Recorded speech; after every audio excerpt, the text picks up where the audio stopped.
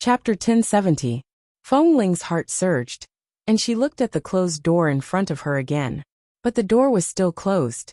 It was as if what she had said, and what he had said had been verified. Nothing had happened, no love, no existence. Even though she was prepared. Feng Ling looked down at the document in her hand, thinking that she had been waiting for him for so many days, and still went up to knock on the door. After knocking a few times, she put down her hand and waited for a while. It was quiet inside, and no one came to open the door. After waiting for another 2 minutes, she raised her hand and knocked a few more times. After repeating this for about a few minutes, the door finally opened. The man stood in the door. He had already taken off his uniform jacket and stood inside in only a black short-sleeved t-shirt. He still looked at her indifferently, not like the person who used to look at her with warm and fiery eyes, but the devil bossly in others' mouths.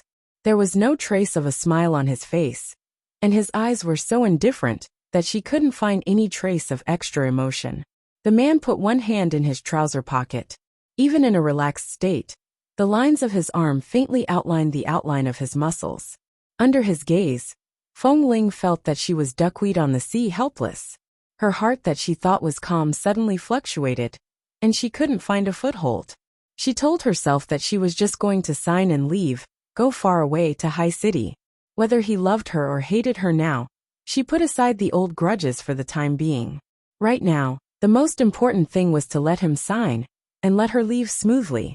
But under his cold gaze, her heart inevitably sank. Feng Ling raised the document in her hand, and held it to his eyes. "Boss, I want to go to High City. Sign this for me."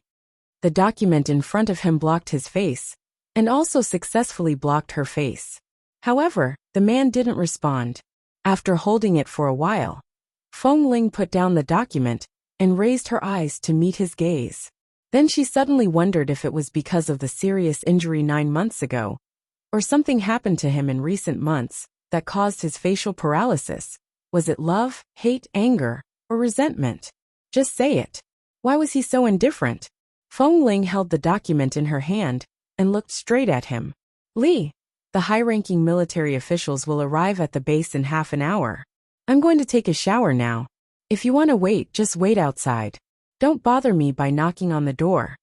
Li Nanheng stood there as steady as a mountain. His tone was as cold as ice. He looked away from her face and closed the door. Feng Ling, who was almost hit in the nose by the door. She retracted her gaze, took a few steps back, and returned to her previous position to wait. Since the people from the military would arrive in half an hour, he wouldn't take too long to shower. It would be the same to wait for him to come out. No matter how cold his attitude was, she just needed to get his signature. Not long after, Li Nanheng came out after changing his clothes. The man's hair was very short and dried quickly, but when he came out, he smelled of shower gel.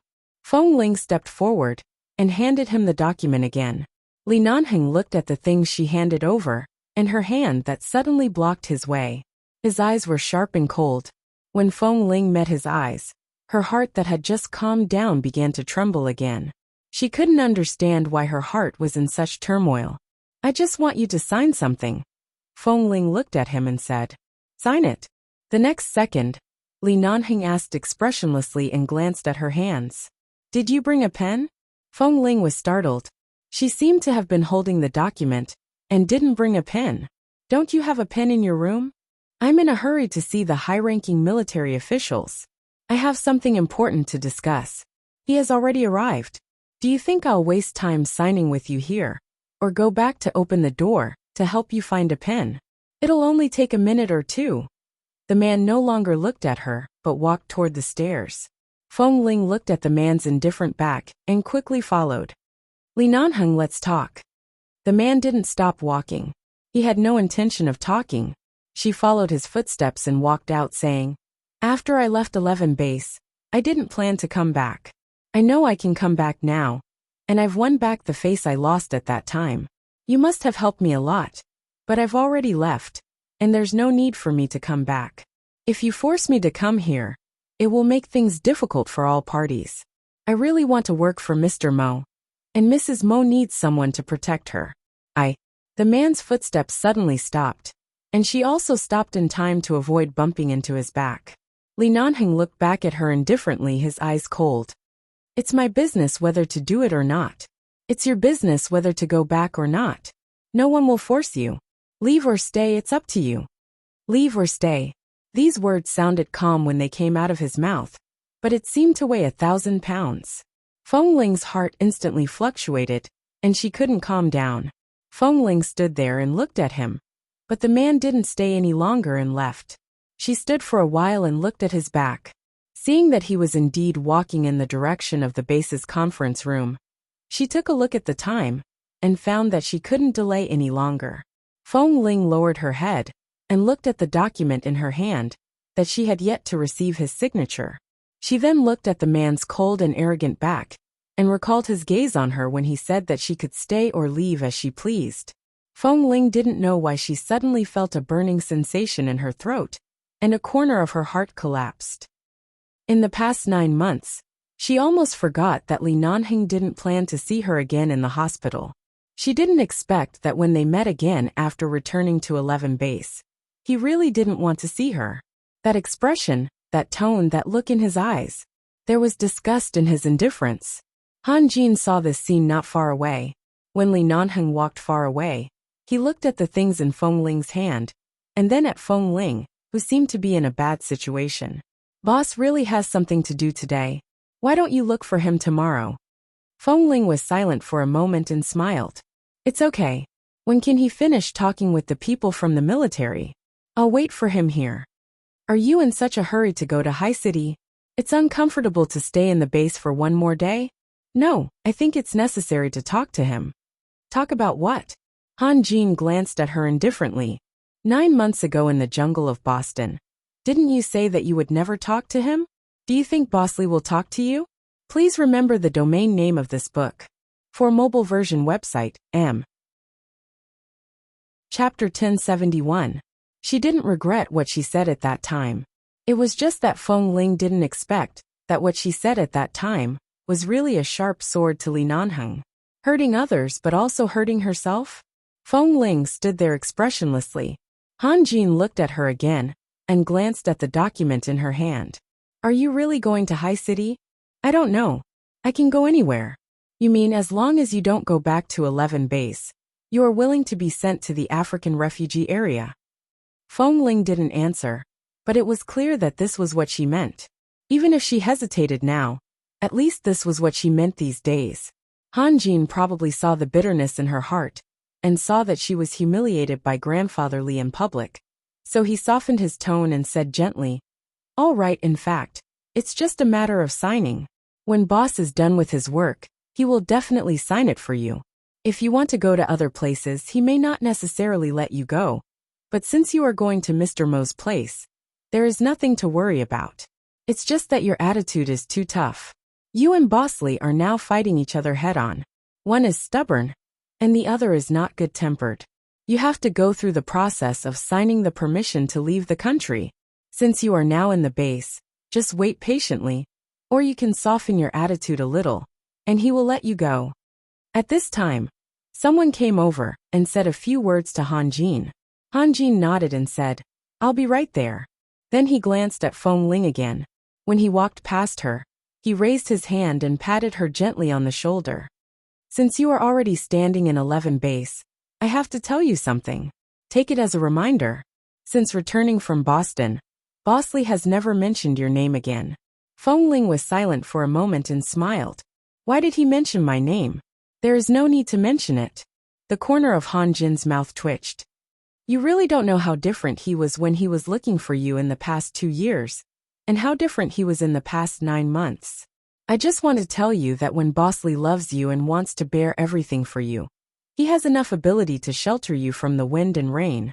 But if Bosley digs you out of his heart and eyes now, it will be difficult for you to see him, let alone to pave the way for you or shelter you from the wind and rain. After that, Han Jin looked at the time again and left. Feng Ling stood in place and looked in the direction where Han Jin left. Yes, it was indeed difficult for her to see Li Nanheng now. The senior military officials held a meeting in the base for the entire afternoon and didn't finish until 4 o'clock in the evening. The news Kay brought to Feng Ling was that the base would hold a banquet to entertain the senior military officials tonight. Boss Lee would spend most of his time in the base hall, or in the special reception room of the base. He wouldn't return to his residence until very late. If she wanted to wait for him, she'd better change places. And there were a lot of things to be discussed in this meeting. Boss Lee might not have the patience to pay attention to her, so she had to be prepared. He was busy, so Feng Ling wouldn't pester him. But after being ignored in the base for several days, she really felt that it was better to get the pain over with. He could immediately sign the papers and let her go. He could do whatever he wanted, and she wouldn't say a word. Why did he have to keep her in the base and not let her go? Feng Ling went to the base hall but didn't see him. She went to the reception room, but didn't see him either. But she was sure that Li Nanheng would stay in the base for the next 2 days, and wouldn't go out for the time being. She simply returned to the sniper team to play sniper games with Kay and the others when he was particularly busy today, and didn't go to see him again. The next day, when the military people left, Feng Ling came to Li Nanheng's door again with the documents that needed to be signed. Li Nanheng came out of the door in the morning. When he passed by her, he didn't even look at her face, nor did he give her a chance to speak. His cell phone rang, and he picked up the phone and walked out without looking back. Feng Ling followed behind him, and Li Nanheng didn't look back the whole time. Then he was suddenly stopped by the drill master of Team 4, who said that there was a problem with the newcomers of Team 4, and boss needed to go over to have a look. Then Li Nanheng was intercepted by the drill master of Team 4. After that, Feng Ling didn't find Li Nanheng in the canteen, in the training camp of each team, and on every road he might pass by. That afternoon Dr. Qin called. "Little Feng Ling, have you settled it?" "Not for the time being." "Why?" "He won't sign it. He ignores me." Feng Ling's tone was a bit flat, but there was a hint of hidden anger in it. Then she seemed to hear Qin Sightings chuckle on the other side of the phone. "At first, he couldn't wait to hang you on his body and walk around all day for fear that you would catch a cold. Now he ignores you and refuses to let you go. Then I think we'd better look for other people in your base. The point is that Mo Jingshan doesn't intend to find a male bodyguard at all. He wants a woman to accompany his wife. He originally planned to hire you, but if there are any changes to your side, it will be really difficult to find a female bodyguard similar to you. I'll work harder. If I can't, I'll sneak over. I wouldn't go so far as to sneak in. Initially, I only gave you a suggestion to come out and change to a new environment. Seeing that you agreed so readily, I put this matter at ease and mentioned it to Mo Jingshan." Qin Sighting said with a smile, "But if Nanheng refuses to let you go, let alone me, even if Mo Jingshan comes in person and puts a knife to his neck, he may not let you go. He doesn't have any reason not to let me go. In recent months, Nanheng often goes to High City and spends more time in High City than in the United States. Recently, because of Grandfather Li's physical condition, he rushed back and doesn't know when he will return to High City. I think it's better for you to go with him when he is about to leave the country. He won't leave you alone at the airport. You said that even if I put a knife to his neck, he may not let me go. Even if I pester him to the airport, will he still take me on the plane?" "That's true. First, he won't compromise so easily. Second, you won't pester him." Both of their tempers were hard to deal with. One was cautious and closed his heart, and the other was a man of his word. Please remember this book's domain name. 4M. Chapter 1072. In fact, it didn't matter whether she went to High City or not. But when her temper was really stubborn, she became obsessed with the matter of Li Nanheng's signature. Even if she couldn't see him, she still had to see him. He didn't go back to his residence or the canteen. Well, he had to go to the bathroom. Every day, he only went to these places, but most of the bathrooms in the base were in the middle area. The passages outside led to various training camps. But no matter which side he came from, he still had to go to the largest and most spacious bathroom in the middle. The one he often visited was also the one in the middle. No matter how a person was, this habitual way of life wouldn't change. He would definitely go to this bathroom. Feng Ling simply went to the bathroom to stop him. Since the morning, she had been in the bathroom. Of course, she tried not to let others find her. In the past, there was only a men's bathroom in the base. Later, because of her, a guest bathroom was set up next to the men's bathroom. On the surface, it was because of the occasional female officers in the military, so the one-way arrangement was really inconvenient. So another bathroom was set up, but in fact, it was also because of Feng Ling's incident that they were reminded of something. Feng Ling had been staying in the bathroom next door, and the people in the training camp all went to the bathroom opposite, so no one could find her. Feng Ling didn't need to poke her head out to see every time. She was very familiar with Li Nanheng's footsteps. She could tell whether he came in or not through the wall. Just when Feng Ling silently read the document in her hand, for almost the 100th time, she finally heard the man's footsteps. Hearing him approaching, she walked out of the bathroom. Li Nanheng did come to the bathroom to pee. Looking at the woman who suddenly jumped out of the next room, he didn't change his expression, but just looked at her indifferently. "You came to the bathroom to stop me?" Feng Ling didn't explain, but handed him the pen and paper in her hand. "Sign it." Seeing that she even brought a pen this time, Li Nanheng glanced at her coldly, ignored her, and turned into the men's bathroom. Feng Ling was not in a hurry. He wouldn't stay in the bathroom forever. Sure enough, a few minutes later, the man came out and was blocked by Feng Ling. Looking at her persistent expression, Li Nanheng sneered, took the pen and paper, and asked her, "Are there wolves, tigers, and leopards in 11 base?" She didn't answer, but in her heart, 11 base has you. Although she didn't say it, the man clearly understood what she meant. Without another word, he placed the paper on the wall outside the bathroom door and signed his name. He threw the pen and paper into her arms and strode out without looking back. When he was almost out the door, he said indifferently, "I'll fly to High City in 2 days. Come with me."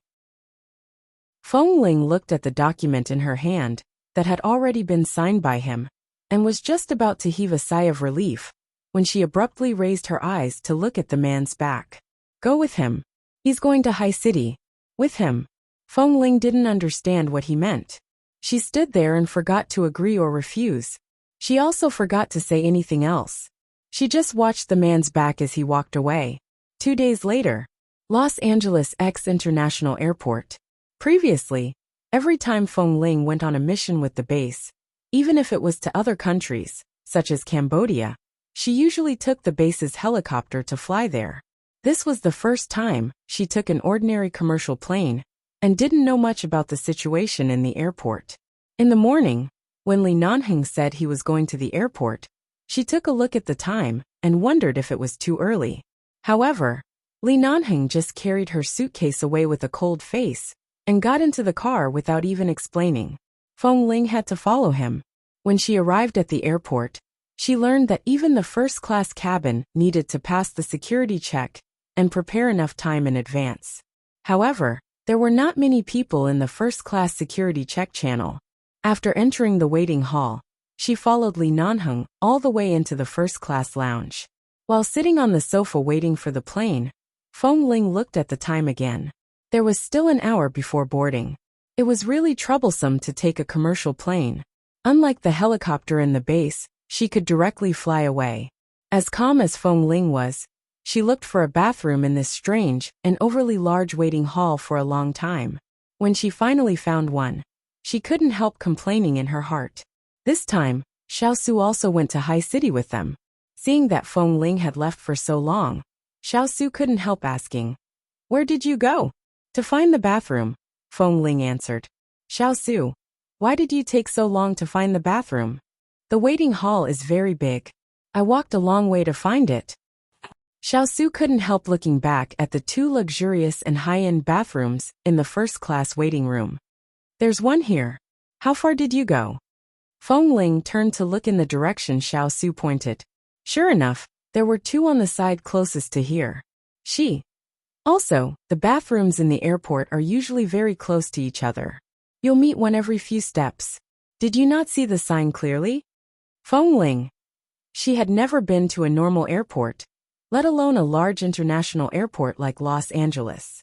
She did walk for a long time and didn't look at the signs on both sides. She just kept looking for a sign indicating whether there was a bathroom or not. She looked for a long time but didn't see a sign.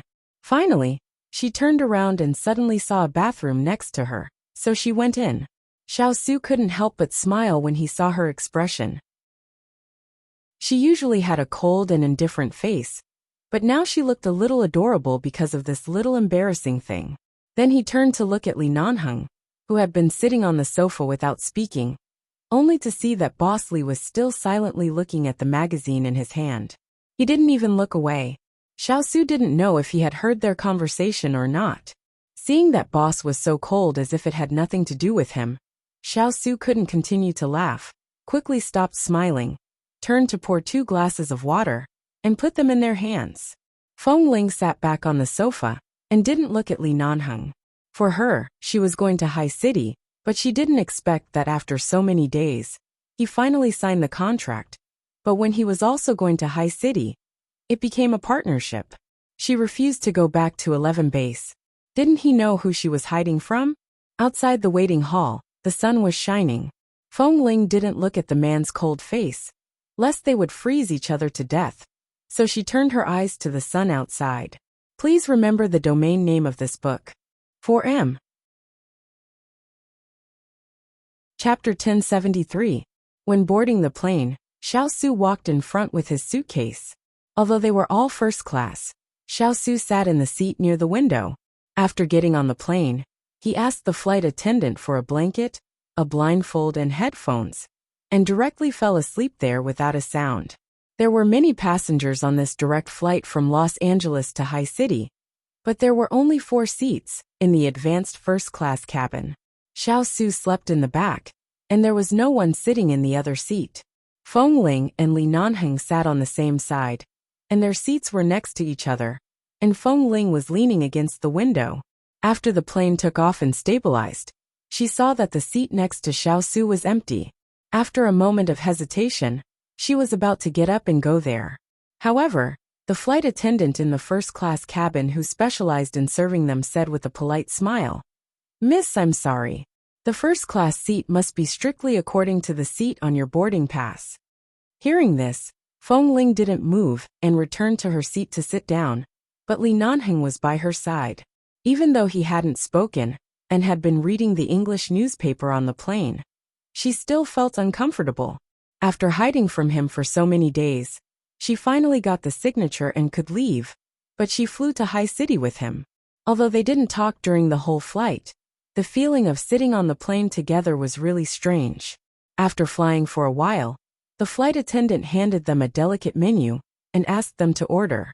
Feng Ling didn't know that there was such a service on the plane. She didn't know the difference between the first-class cabin and the brokerage cabin. She took a look at the menu and was about to speak when she heard the man next to her say lightly, "Red wine." Was there red wine? She looked at the menu in her hand carefully and turned it over. Sure enough, she saw the words red wine on the back. Xiao Su woke up because he wanted to eat, so he took off the blindfold and headphones. At this time, he turned around and saw Feng Ling holding the menu over there. She seemed to be a little calm, but in fact she was still very cute. He smiled, ordered a few things, and returned the menu to the flight attendant. Then he leaned back in his seat, thinking about whether to continue wearing the blindfold and headphones while waiting for the meal. He had been sleeping for so long just now, and tried to pretend that he didn't exist so as not to disturb them. But it seemed that it didn't work. Not only did the two of them not communicate a word, but Feng Ling even wanted to sit with him just now. Boss Li was really tolerant. He refused to sign the contract a few days ago because he was worried about her flying to High City alone. So he finally dragged her down and personally accompanied her to High City. But he still kept a cold face all the way as if it had nothing to do with him. Xiao Su tooted in his heart, but didn't dare to show any change on his face. Feng Ling also ordered a few dishes. As for the drinks, she wanted to see how Li Nanheng's red wine was. If it looked good, she would also order a bottle. While waiting for the meal, Li Nanheng got up and went to the bathroom. Coincidentally, when he left, the meal Feng Ling ordered had been delivered. There was also a bottle of red wine, which was placed on the same tray. Feng Ling knew that these things didn't seem to cost money. Could it be that they saw that she didn't have anything to drink, and specially gave her a bottle of red wine? She didn't check if the table in front of Li Nanheng was empty. Anyway, he didn't care about his affairs. She picked up the knife and fork and ate something. It tasted good. Then she opened the red wine bottle, poured it into the delicate goblet on the plate, and took a sip. It tasted good. It had the taste of wine and was very sweet. It was a very pure red wine. Although she didn't know much about wine, she knew that it was a very famous brand in the American wine industry from the words on the bottle. It was said that it would take more than 10 hours to fly to High City, China.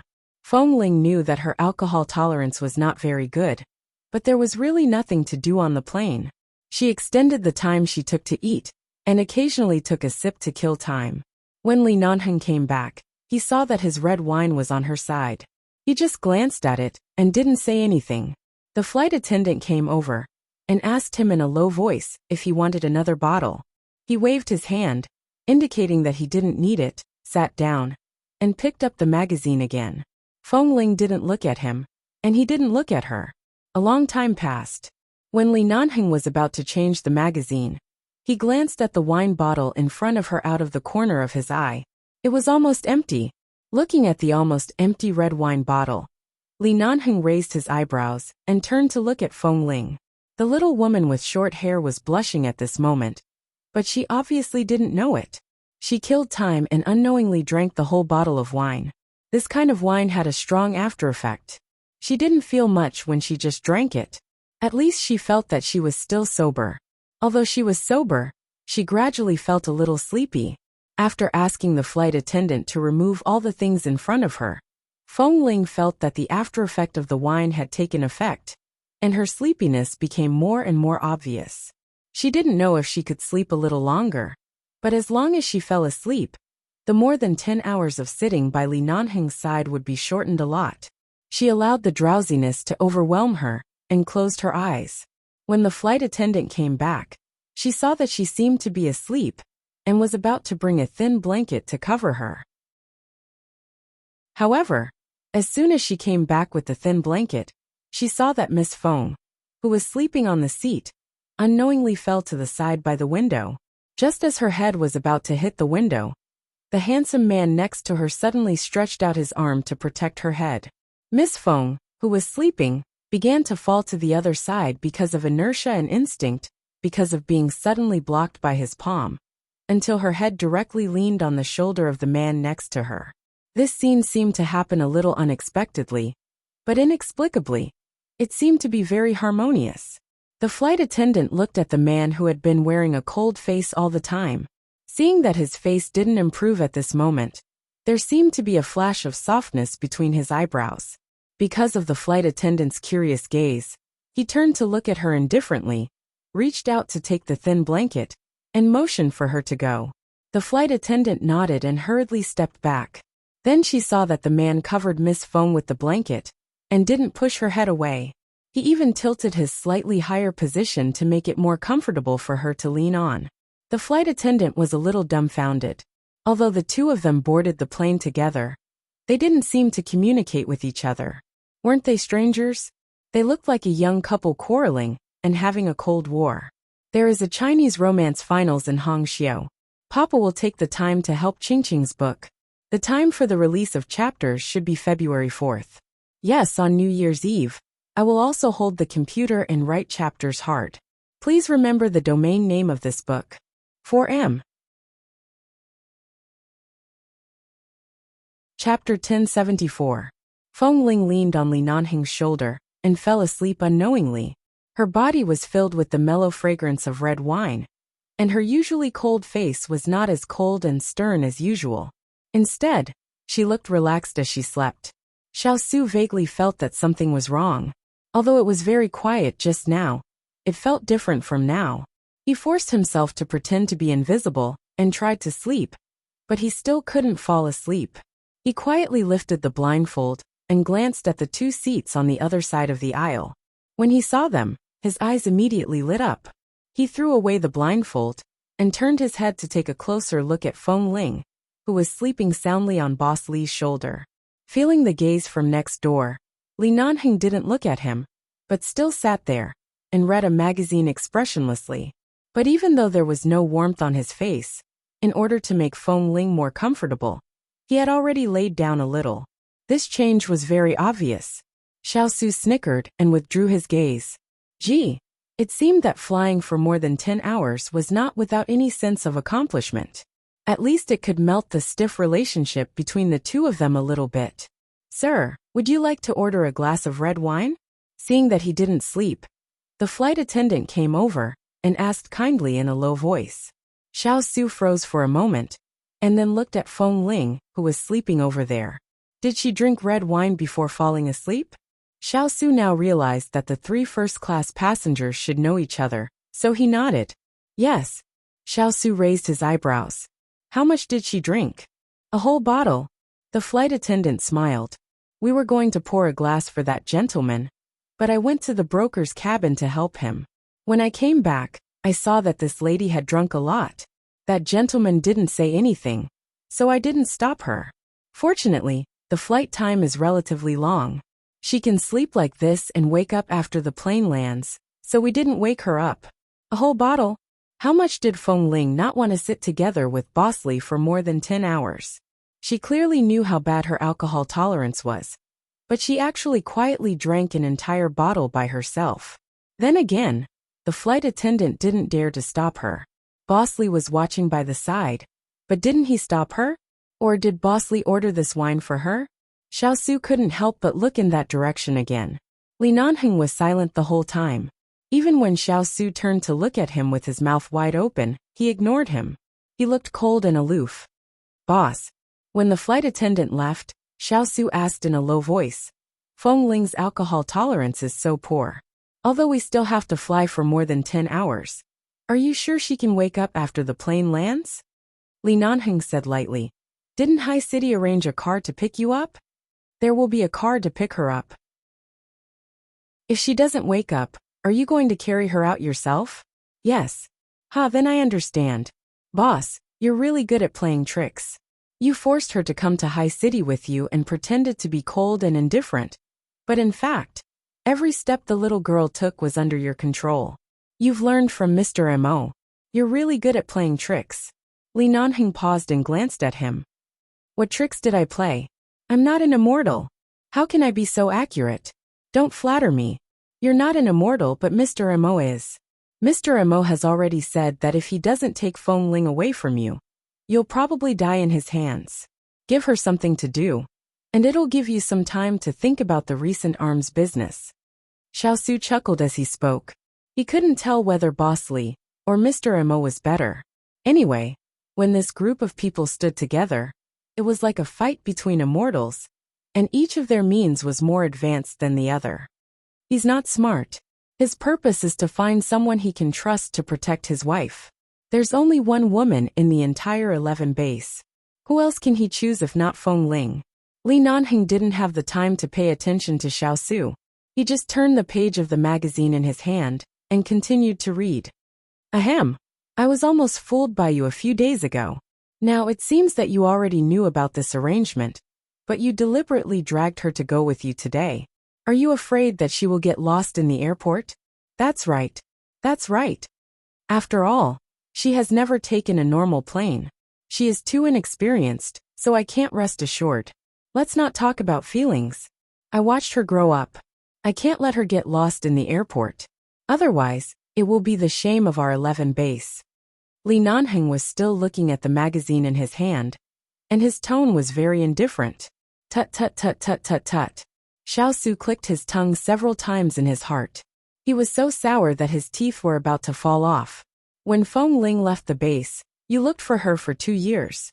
Later, when she went to Boston, you probably didn't have a chance to have a good talk with her. Then in the next 9 months, it's even more indescribable. Now she finally sits next to you, and there's nowhere for her to run or escape on the plane. It's rare that you can have a good talk with her. Why did you let her drink so much? Li Nanheng's eyes were very indifferent. I have nothing to say.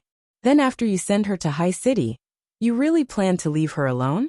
Li Nanheng glanced at him coldly and ignored him. Xiao Su suddenly saw that Feng Ling's head, which was resting on his shoulder, seemed to move at this moment. He immediately shut his mouth, lest she heard what she shouldn't hear. Feng Ling did not wake up. Although it was comfortable to lean against him, after a long time, she still felt that her neck was a little sore. She moved her head slightly and rubbed her cheeks that were flushed from the alcohol against Li Nanheng's shoulder. She did not find the right position.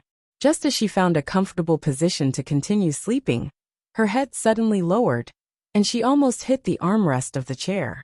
Li Nanheng raised his hand to protect her head in time, stroked her forehead, lifted her head, and pushed her back to the seat to continue sleeping. However, Feng Ling, who was asleep, was still subconsciously looking for a more comfortable sleeping position. Her head slowly fell to the left of the seat bit by bit, until it leaned against his shoulder again. Li Nanheng lowered his eyes to look at the little woman, who only knew to rely on him after she fell asleep. He thought that in order to leave 11 base, in order to run far away from him, in order to get his signature, this woman even dared to block him in the bathroom. Please remember the domain name of this book. 4M. Chapter 1075. Li Nanheng raised his hand and pushed her head away, letting her lean back on the seat again.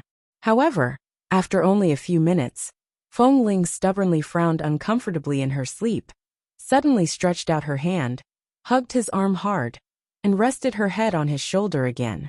This time, she wrapped her arms around his body until she found a comfortable position against him, and slowly relaxed her frown.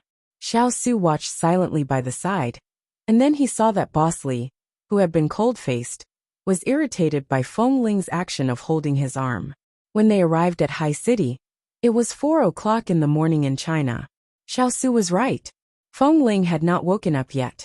It was probably because the alcohol content of the red wine was not low. She had drunk so much, but she had been sleeping the whole time, and had not woken up even after landing on the ground. Xiao Su volunteered to carry her off the plane, but of course, he didn't get this opportunity. The first-class cabin could get off the plane first, so it was not as crowded as the back. Li Nanheng carried Feng Ling and walked out, and the flight attendants couldn't help covering their mouths when they saw this scene. Her mother was also pillowed on her shoulder the whole time. She didn't even move a bit after that. She just let her lean on her and sleep like that. Now she was carrying her off the plane. Xiao Su struggled to drag the suitcases of the three of them, and followed them with a bitter smile. Boss Li carried a person in his arms but still walked fast, but Xiao Su's 3 suitcases were extremely heavy. When they walked out of the airport arrival hall, there were already MO Corporation and 11 bases domestic personnel waiting there. Li Nanheng glanced at his watch and said, "Let's go to the hotel first." A group of energetic young men in suits with crew-cut hair shouted in unison, "Yes." Xiao Su handed the luggage to them, and followed them into the car. Seeing Li Nanheng sit in the back row, and put Feng Ling on the seat next to him, he grinned and asked, "Boss, you are really smart." Li Nanheng asked him, "Why?" "But if she comes to High City alone, it will be different. Mr. Mo has so many bodyguards, many of whom are more powerful than her, and many of them are arranged by 11 base. Anyway, there will be a lot of decent men, especially those people just now. Many of them are Mr. Mo's henchmen. You are afraid that Feng Ling will be abducted in High City, so you carry her off the plane. Anyway, she doesn't know how to resist when she is drunk. In this way, everyone can see that Feng Ling has a special relationship with you. So no one dares to have any ideas about her, right?" The more Xiao Su spoke, the more he grinned, and he was proud that he could understand Boss Li's mind. The young man who was driving in the front suddenly said, "Mr. Li, please rest assured. We definitely don't dare to flirt with your woman." Li Nanheng glanced at the guy who was driving and said indifferently, "Focus on driving. Don't talk so much nonsense. Mo Jingshan begged this person from me. You have to treat him well, not flirt with him." "Okay," the young man who was driving said very seriously. "Yes, we will treat her well." Xiao Su coughed. "You don't have to be so serious. With Feng Ling's temper, if she is really treated well, she will probably run away first. This is not like the United States. If she really runs away, I don't think you will be able to find her again, boss." Before Li Nanheng spoke, the The young man who was driving suddenly said seriously, "Mr. Lee, the MO Corporation treats her very well, and the food is good. Mrs. MO is very kind and will never bully her. Miss Feng will definitely work well and live a happy life in High City. She won't have any thoughts of running away. You can rest assured that you will hand her over to us." Li Nanheng scolded coldly. "I'm afraid Jinwan can't beat her even if she wants to." In the car, the serious atmosphere because of his gloomy face was broken in an instant. The young man who was driving chatted with Xiao Su for a while and continued to drive. At nearly 5 o'clock in the morning, they arrived at a 7-star hotel in the center of High City. Li Nanheng carried Feng Ling, who was still drunk and unconscious, out of the car. Ignoring the curious eyes of the staff in the hotel, he carried her into the elevator and walked all the way to the room that had already been arranged. Xiao Su followed them to send the luggage in, but when he followed them out of the elevator, he saw Boss Li carrying the woman in his arms straight to the room. His mind sobered up, and he hurriedly dragged the suitcase back to the elevator to the lower floor, not daring to follow them again. Li Nanheng carried Feng Ling into the room. He didn't have time to insert the card to turn on the light, so he kicked the door shut and carried her to the bed inside. Although the light was not turned on, this was the bustling downtown area of High City. Outside the window, the neon lights could vaguely see the outline of people. Putting her down, Li Nanheng turned to turn on the light. The moment the light in the room came on, he looked back and saw Feng Ling lying on the bed in a daze. Knowing that she was a poor drinker, she still drank a whole bottle. Sure enough, she didn't want to spend so much time with him on the plane and would rather sleep in this way. If she really had no feelings and was really calm, why did she use this way to escape? Thinking of 9 months ago, when the two of them managed to escape in the jungle, she faced him and said that she had never loved him, which made Li Nanheng's body instantly covered with barbs. Now this woman was lying in front of him, and she couldn't even resist. He really wanted to put his hand on her neck and strangle her alive. Feng Ling was wearing sportswear, and the zipper was pulled up very high. Now that she was lying on the bed, the top of the zipper was stuck under her neck, and it seemed uncomfortable. Li Nanheng stood by the bed and looked at her coldly for a while, leaned down to help her pull down the zipper, and at the same time, he caught a glimpse of the small t-shirt she was wearing. Although it was not exposed from this angle, he could still see the bulge under her clothes. In the 3 years since she left 11 Base, she had never wrapped her chest with a cloth again. In the last period of puberty, her breasts were getting better and better, and even lying down couldn't hide the view of her chest. With her current figure, even if she wrapped hundreds of layers of chest wrappings, she might not be able to cover this outline and curve. Please remember the domain name of this book. 4M. Chapter 1076. Looking at the little woman lying on the bed, and then at the scenery in her zipper, Li Nanheng's Adam's apple moved slightly, and his hand hung on her face. He was about to help her take off the sportswear jacket, but he suddenly found that facing Feng Ling like this, it was very difficult for him to control himself. He paused, pulled the blanket over her, and took out a cigarette from his trouser pocket. He walked to the window, lit a cigarette, and held it between his fingers, letting it flicker on and off.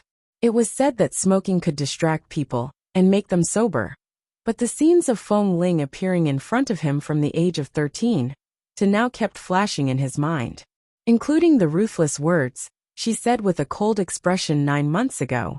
He really didn't want to have anything to do with her. But as long as this woman appeared in 11 Base, he found that he was already standing in the pit full of her name, and no matter how he climbed, he couldn't get out. Feng Ling seemed to smell the smoke, but it was not very strong. But she still opened her eyes subconsciously. But when she opened her eyes, she still felt dizzy. She couldn't see the European-style lights on the ceiling clearly, but she could see that there were lights on. She didn't know if it was morning or night, or where exactly she was. She couldn't even remember clearly when she took the plane to High City. She just stared at the dazzling lights in a daze. After a while, she struggled to sit up from the bed, because she wanted to go to the toilet. Feng Ling supported herself with her hand on the bed, and stood up unsteadily. She didn't know where the bathroom was, But she still walked a few steps in the room instinctively. She saw a partition door on the side that was not lit, and she staggered over. Her hand groped randomly on the wall, and it seemed to be a light switch. She pressed it, and sure enough, the inside was lit. The toilet and bathroom were separated by two translucent glass doors. She opened the door with the toilet and went straight in. Hearing the movement, Li Nanheng turned back and saw that the woman had woken up. She drank too much, and only now knew that she needed to go to the toilet. However, when Feng Ling entered the toilet, she stood by the toilet for a long time, but couldn't untie her pants. This kind of sports pants all had a belt on the front. She clearly remembered that it was not tight every time. Why couldn't she untie it this time? The bathroom and toilet of this hotel were translucent glass, and there was a door outside that could be pulled at any time. Now the door was not closed, so all her movements inside were seen by the man. Seeing that she stood by the toilet for a long time with her hand on her abdomen, Li Nanheng walked over. Feng Ling was still struggling with the tighter and tighter belt around her waist. Suddenly, she seemed to hear footsteps, and suddenly felt an invisible sense of oppression coming from behind. She suddenly turned back, and her somewhat drunken and hazy eyes directly met the figure of the tall man standing in front of the door. As soon as she saw Li Nanheng's face, Feng Ling subconsciously thought that she was still in the stage of dressing as a man in 11 base. She was a little confused as she tugged at the belt that seemed to be tied into a dead knot and said, "Boss, I can't untie the belt." Hearing her words and seeing that she was still completely sober, Li Nanheng raised his cold brows. "So, you help me," Feng Ling said as she staggered out of the toilet and stood in front of Li Nanheng. She leaned over with a confused expression, picked up the two ends of the belt with her two slender hands, and handed them to him. It seems to be tied into a dead knot. I can't untie it, and I can't take off my pants. I want to go to the toilet. I can't hold it in." When she spoke, her tongue could not straighten. It was not that she had never been drunk before, but this time, in order to fly safely on the plane, she really drank too much. The after effect of that kind of red wine was not ordinary, and this time, she was really drunk to a certain extent. Li Nanheng looked at the completely drunk woman in front of him, and then at the two belts that were stuffed into his hands. Let him help her untie the belt and take off her pants. Should he untie it or not? Or not? Seeing that he did not move, Feng Ling did not hesitate to tug down the waist of the tight pants. "No, I really can't hold it in anymore. Boss, do you have scissors? If not, just cut it off." Li Nanheng pursed his lips and did not speak. Seeing that she was eager to go to the toilet, he raised his hand and pressed her shoulder, saying mildly, "Stand firm. Don't move." "Okay." Feng Ling stood firm with a blank expression, and then lowered her head with a pair of drunken eyes, only to see that the man's slender and well-defined fingers were untying the belt of her sports pants that had been tied into a dead knot. Originally, this bag was not tied into a dead knot at all. It was she who randomly pulled it a few times, causing it to become a dead knot. In addition, she was a little anxious and pulled it too hard. Right now, the knot was already firm, and it was indeed difficult to untie. Li Nanheng patiently helped her untie it, and when he untied it, he glanced at her unconscious expression. "Thank you, boss." Although her pants were untied, Feng Ling was still tongue-tied. She staggered and decisively turned into the bathroom again. When she closed the door and was about to sit on the toilet, she suddenly paused. Subconsciously, she felt that Boss Lee was still here. If she sat down to go to the toilet, wouldn't she be exposed? So she stood in front of the toilet and stood there for a long time, as if she was going to go to the toilet. Li Nanheng would not even watch her go to the toilet. He turned around and was about to leave when he noticed that something was wrong. From the reflection outside the door, she seemed to be standing. He suddenly turned his eyes and saw that Feng Ling was standing in the toilet. His eyelids suddenly twitched. After watching her for a long time and seeing that she did not move, he opened the translucent glass door behind her. Seeing that she was still holding her pants, he frowned and asked, "Aren't you going to the toilet? What are you doing?" Feng Ling held the edge of the waist of her pants with both hands and looked back at him with some embarrassment. Boss, do you know why I have to avoid you every time I go to the toilet? Li Nanheng frowned. Why? Feng Ling hiccuped and said while holding back the urge to pee. Because I feel inferior. After all, my one is not as big as yours. So every time I go to the toilet, I go in alone. So boss, I'm going to the toilet now. Can you go out? Don't stand by and watch. Li Nanheng frowned and looked at this Feng Ling, who had even messed up the time after drinking too much. He thought that she was in the state when she was disguised as a man in 11 base. Seeing that her fingers were clenched tightly on the waist of her pants because of the discomfort, the man suddenly sneered and leaned against the bathroom door. How small is it? Take it out and let me see. Please remember the domain name of this book. 4M. Chapter 1077. Feng Ling was a little dazed. She watched as the man leaned against the door, and watched as his arms were crossed. She paused for a moment before she pretended to take off her pants and said, "It's really too small. It's not easy to take it. Boss, let me go to the bathroom alone. Didn't you say you feel inferior?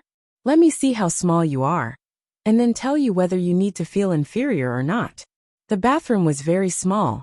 Even though the man stood by the door, his low voice seemed to be close to her ear. Feng Ling didn't dare to look at his face, so she simply didn't look at him. Standing in front of the toilet, she hesitated and hesitated. Anyway, she really hadn't seen the man's private part. She had only heard Kay and the others often talk about it, so she learned a few words from them. Now that she had her back to him, she shouldn't be able to see anything. She couldn't hold it anymore, and simply took off her pants. Fortunately, her upper body was relatively long, and could more or less cover some parts of the back. She didn't look at the man's eyes again, and then searched there for a while. Anyway, she didn't find anything, but she still pretended to search and said, "Boss, I can't hold it anymore. You go out first." Li Nanheng looked at her slender and straight legs darkly. No matter how long her top was, it could only cover most of her buttocks, and the seductive lower part seemed to be tempting him to commit a crime. If he had known that a full bottle of red wine could make her so irrational, he should have drunk her long ago. The man was about to step forward when suddenly, there was a knock on the door. Li Nanheng immediately closed the bathroom door with a dark expression and turned to open the door, only to see that the Mo Corporation had sent someone over. The person who came was Shen Mu, Mo Jingshan's trusted assistant. Shen Mu smiled politely outside the door. "Mr. Li, I heard that the female bodyguard arranged for Mrs. Mo has landed in High City. I'll introduce her to Mrs. Mo these days. Is it convenient for you to meet her now?" Li Nanheng's face was dark, and his tall figure stood in front of the door, not letting him see anything in the room. His voice was as cold as ice. "What time is it now?" Shen Mu raised his eyebrows. 5:30. 5:30 is work time. I purposely came earlier, so that I can bring him to Mrs. Mo's place during working hours. That way, I won't waste any time, right? They just arrived. What's the hurry? Let's talk about it at dawn. Li Nanheng decisively closed the door. Shen Mu, who was blocked outside the door, was speechless. Damn, CEO Mo and Mrs. Mo were in the U Garden right now. He dutifully ran over early in the morning to contact the bodyguard. In the end, Li Nanheng had eaten explosives. He had heard that this female bodyguard seemed to have some relationship with Li Nanheng, but he didn't know the specifics. The whole world was bullying him for being single. Shen Mu turned around and was about to leave dejectedly when he saw Xiao Su, who had just come upstairs because he knew he was coming.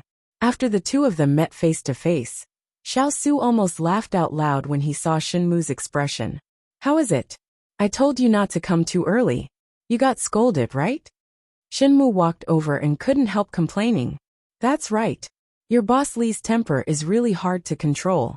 He's not as easy to talk to as our COMO." Xiao Su was holding a cigarette in his mouth. When he heard this, he squinted at him and said meaningfully, "Your COMO.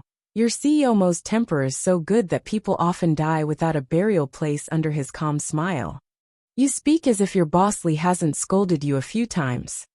TSK, you speak as if you haven't been frozen at Mr. Mo's place?" The door closed again. Li Nanheng turned back to open the bathroom door. only to see that Feng Ling was still standing there hesitantly. It seemed that she didn't know how to go to the bathroom. Click. The bathroom door opened behind her, and she instantly stood up straight again. Her hand continued to reach forward. Li Nanheng's sharp gaze fell on her body. Seeing that she was not just pretending, he thought about how he had been deceived by her for so many years, and his expression changed drastically. Feng Ling was completely unaware of the man's thoughts at this moment. She turned to look at him innocently. "Boss, go to the bathroom." The moment she turned around, Li Nanheng looked away, because she wasn't wearing any pants. This kind of thing would never happen if she was sober. She would never let it happen, even if she was beaten to death. Oh, Feng Ling seemed to have almost forgotten whether she was a man or a woman. She stood in front of the toilet, and was about to go to the toilet. Li Nanheng vaguely had a bad feeling. When he looked back and saw her suddenly standing there with her legs apart, the veins on his forehead bulged and he suddenly shouted, "Sit down." Feng Ling was frightened by his cold roar, and her shoulders trembled. She was so scared that she quickly sat on the toilet. Only then did Li Nanheng close the bathroom door for her, turn around, and walk out of the bathroom cubicle. Not long after, he heard the sound of the toilet flushing. Li Nanheng stood outside and looked at the time. He was about to call Xiao Su to ask him to prepare breakfast. However, after he called Xiao Su, the little woman who was so drunk that she could not even tell whether she was a man or a woman had not come out. Li Nanheng stood outside for a moment, opened the door, and walked in. He saw that Feng Ling had already put on her pants, but she had covered the toilet lid, knelt by the toilet, and was sleeping soundly on the white lid. Li Nanheng's face instantly turned livid. He bent down, helped her up, carried her by the waist, turned to walk out, and put her back on the bed. As soon as her body landed on the bed, Feng Ling rubbed her head comfortably on the pillow and continued to sleep. She was so drunk that she had lost her usual vigilance. Or, no matter how much she repulsed him now, as long as he was by her side, she still felt a certain sense of security subconsciously, so she allowed herself to be so drunk. Li Nanheng lowered his head and saw that her trousers were a little loose because she had not fastened them after the belt was untied. Her clothes were also rolled up a little, revealing her flat and white lower abdomen. Perhaps because the man's gaze was too hot, Feng Ling opened her eyes slightly, but she could not see anything clearly. She only uttered an N, with unclear emotions, and fell asleep again. Chapter 1078. Her N caused the man's jaw to tighten. He stared at her, and the atmosphere seemed to be about to be torn apart. An oppressive feeling pressed down on her. Feng Ling instinctively tried to open her eyes, but she only opened them a little. She looked at the man in front of her in confusion. Li Nanheng's face appeared even more profound because of his lust. His handsome face was shrouded in the light, and a layer of shadow fell on her face. "Still not awake?" the man asked in a low voice. His voice was low and heavy. Feng Ling just looked at him and slowly blinked a few times. She looked at the man's deep eyes and kept looking at him. "Do you remember where you are now? Do you remember who I am? Do you remember your current situation?" The man looked at her deeply, and his narrowed black eyes emitted a sharp light. Feng Ling's state of consciousness was intermittent. She just looked at him, and there seemed to be many images overlapping in front of her eyes. In a corner of her heart that she had hidden, this man seemed to be shrouded in a layer of light that could not be ignored. It was as though he had fallen from the sky and intruded into her cold and dark heart. He had been in that place and had never left. However, she had erected a high wall to block his light. She forced herself to forget that hot and bright light, forget that he was in that corner and had never come out. The alcohol was stirring. Sometimes, under the catalysis of alcohol, the things in her mind would surge out and not be forcibly blocked. She suddenly smiled, and her eyes were filled with his reflection. She lay there and said hoarsely, "Li Nanheng, I like you." She couldn't see the light that suddenly jumped out of the man's cold eyes. She just stared at him and said numbly and mechanically, "But you're already married. The media wrote that you married the daughter of the Feng family. Who else could you have married if not Feng Mingzhu?" She then looked at him with a seemingly self-deprecating smile. I like you very, very much. I like you so much that when I was kicked out of the base, I thought that I might as well give up my dignity. But. She looked at him, and tears suddenly flashed in her eyes. Even if it was just a flash of tears, it showed that it was not that she couldn't cry. It was just that her self-control was too strong, and she swallowed all the grievances. But, I can't call you brother-in-law while shamelessly liking you. Li Nanheng was moved by her rare words, but because of her words his eyes suddenly paused. Brother-in-law? What brother-in-law? However, in the next moment, the crying short-haired little woman suddenly raised her head and kissed him with her soft lips. However, she did not know how to kiss. Even though she had been kissed by him many times in the past, she did not know how to respond. However, at this moment, she clumsily tried to move her lips against his.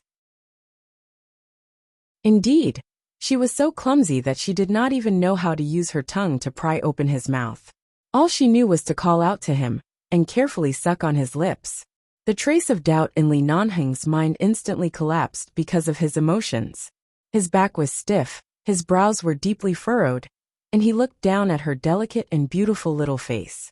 He suddenly raised his hand to hold her chin and kissed her deeply without caring about anything else. Although Feng Ling always had short hair, her skin was very, very fair. Even when she was exposed to the sun and wind in the base, it did not affect her skin at all. It only made her look a little healthier than many fair-skinned girls. Her eyelashes were very long, and when she opened her eyes, they were very big and full of spirit. Every time she stared at those targets, absolute confidence and light bloomed in her eyes. When she closed her eyes, her long eyelashes were like a pair of ink-colored wings, and when they flapped, it would move people's hearts.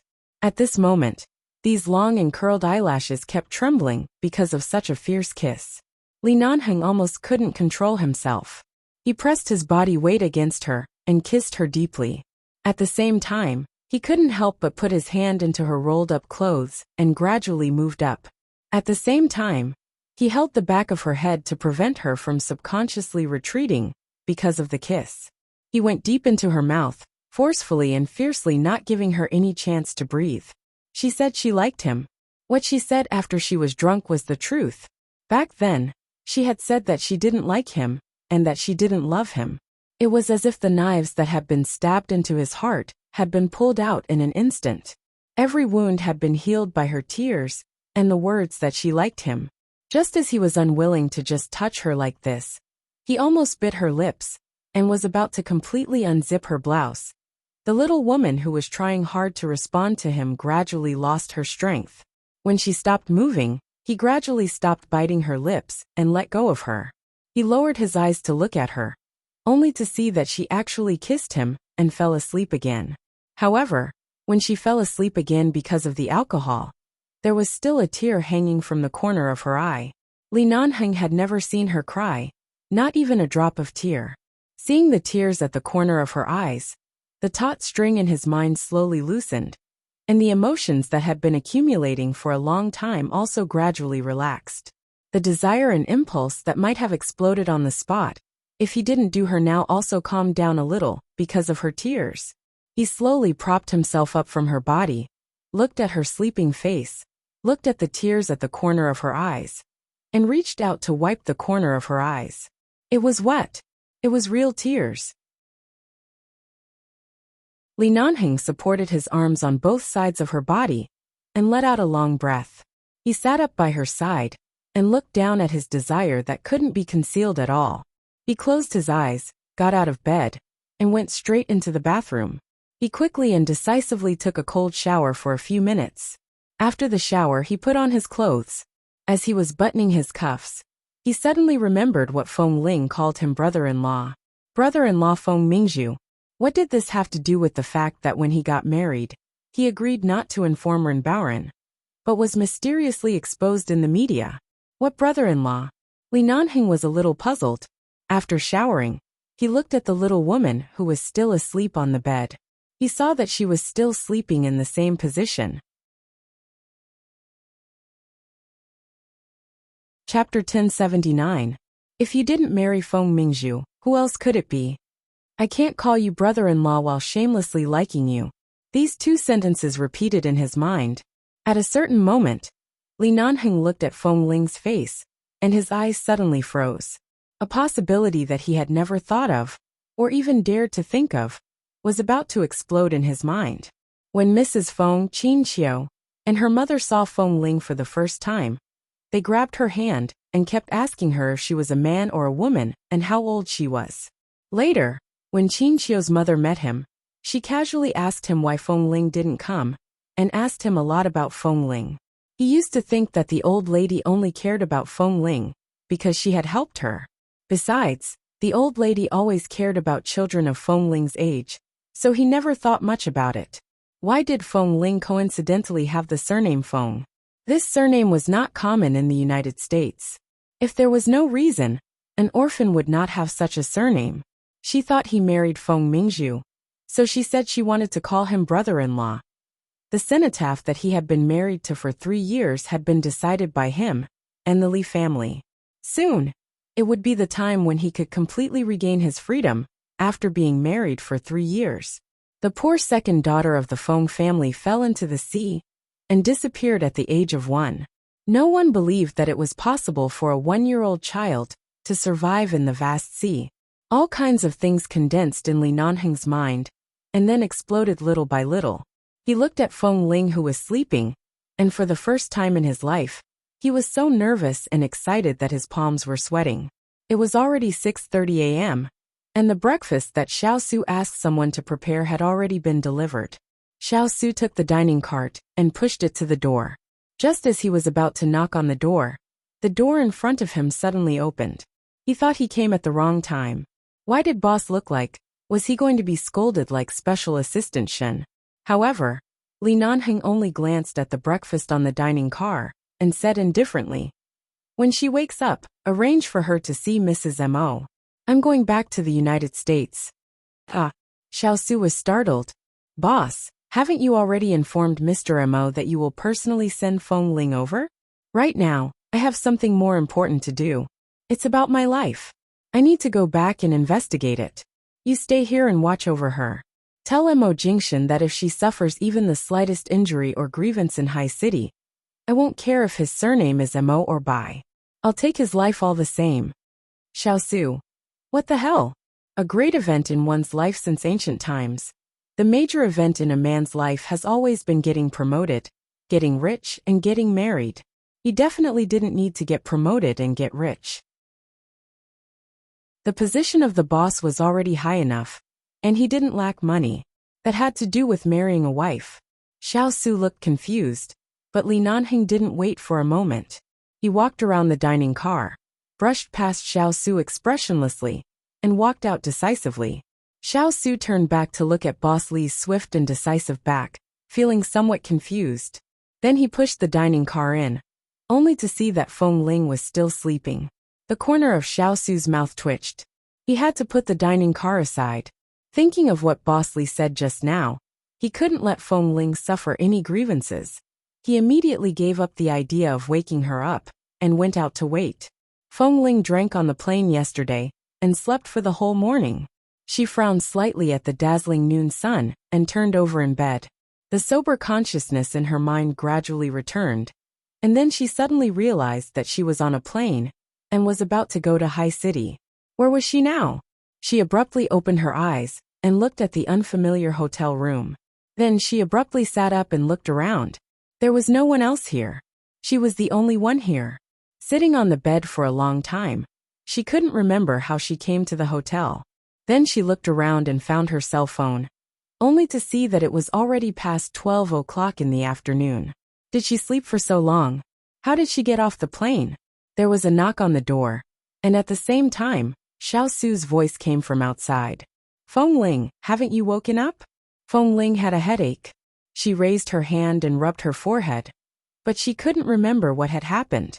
She staggered up from the bed, and walked to the door to open it. Seeing that she was awake, Xiao Su smiled. "In the morning before boss left, he asked me to prepare breakfast for you. But you drank too much and didn't wake up until now. Breakfast can't be eaten. I'm going to ask someone to prepare something else for you. Go wash up, and I'll call you out to eat when it's ready." Feng Ling's hand was still on her head, and she looked at him in confusion. How did I get off the plane? Do you think I carried you off the plane? Or did Boss Li carry you off the plane? Xiao Su kept her in suspense. Feng Ling. She looked at Xiao Su for a while, thinking of Li Nanheng's indifferent attitude toward her recently. Did you carry me? Xiao Su looked at her exasperatedly. She was so stupid. No wonder her relationship with Boss Li was so bumpy. Boss Li didn't really intend to give her the cold shoulder. He was just angered by her. Couldn't she see that with Boss Li around? How could he let another man carry her? What a silly girl. Xiao Su tutate. You guessed wrong. Hurry up and wash up. I can smell the wine in your mouth when I talk to you. Feng Ling took another step back. She was slightly embarrassed by the taste of wine in her mouth, but she really didn't expect that the bottle of red wine would have such a strong after-effect. She had never fallen asleep so defenselessly and lost herself in her sleep. When Xiao Su left, she closed the door, thought about it, and turned to walk into the bathroom. When she passed by the bathroom, she glanced at the toilet in the bathroom and looked at it in confusion. She didn't know why the toilet lid was covered, but after a glance, she went straight into the bathroom. She took off her clothes and stood under the shower. When she was taking a shower, she suddenly remembered that Xiao Su said she guessed wrong. So it was Li Nanheng who carried her off the plane? Was she so drunk at that time? He came to High City with her, but in the end, he had to carry her when she was drunk. He must have been very impatient. As Feng Ling thought about it, she scratched her forehead in annoyance, feeling a little annoyed. She would never drink so much in the future. Just now, Xiao Su said that boss told him something before he left. Before he left, he meant that Li Nanheng left.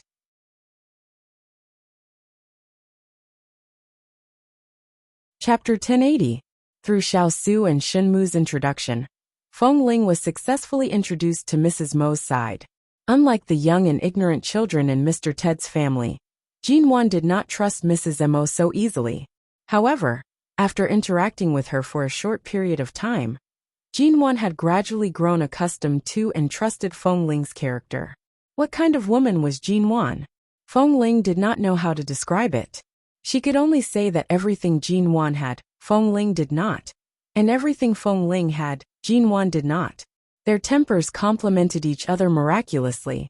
Feng Ling did not speak much, but she was very responsible as Mrs. Mo's bodyguard. Jin Wan would often tug on Feng Ling's emotions to chat with her. Most of the time, Jin Wan was the only one talking.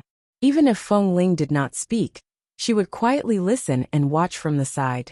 In Jin Wan and Mr. Mo's marriage and relationship, Feng Ling saw many things that she had never imagined. For example, it turned out that a man and a woman could really have such strong feelings for each other. For example, feelings could not be ended after a conversation. Many people were unswervingly faithful in their marriages and relationships. They did not just fall in love once, but for a lifetime. Mr. Mo's feelings for Jin Wan, even if he never said it out loud, Feng Ling could tell from their relationship that they were going to be together forever and ever. In addition to staying by Jin Wan's side every day and guarding outside her studio, Feng Ling would occasionally take an hour or two to go to the Mo Corporation to meet the brothers from 11 Base who had been sent here. However, she had never seen these brothers in 11 Base before, and didn't know which team they were from. Judging from their martial arts skills, they were indeed very good. Otherwise, they wouldn't have been sent to work for Mr. Mo half a month after Feng Ling arrived in High City. She went to Mo Corporation again. The moment she entered, she saw a man with a crew cut waving at her. Come here. After settling her down, Xiao Su returned to the United States. Recently, Feng Ling didn't have any acquaintances around her. She saw that the other party was wearing a black suit, but there was a small 11 logo on his chest. After confirming that he was from 11 Base, Feng Ling approached him. The man saw her approach and grinned at her. What's wrong? Don't you remember me?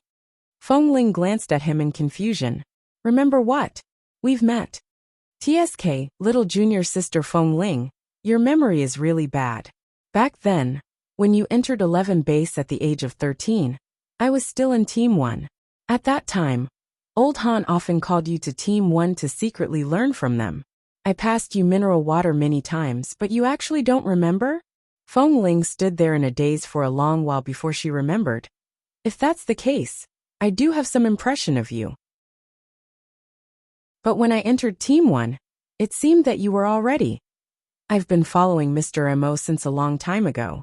We were all together with Mr. Mo.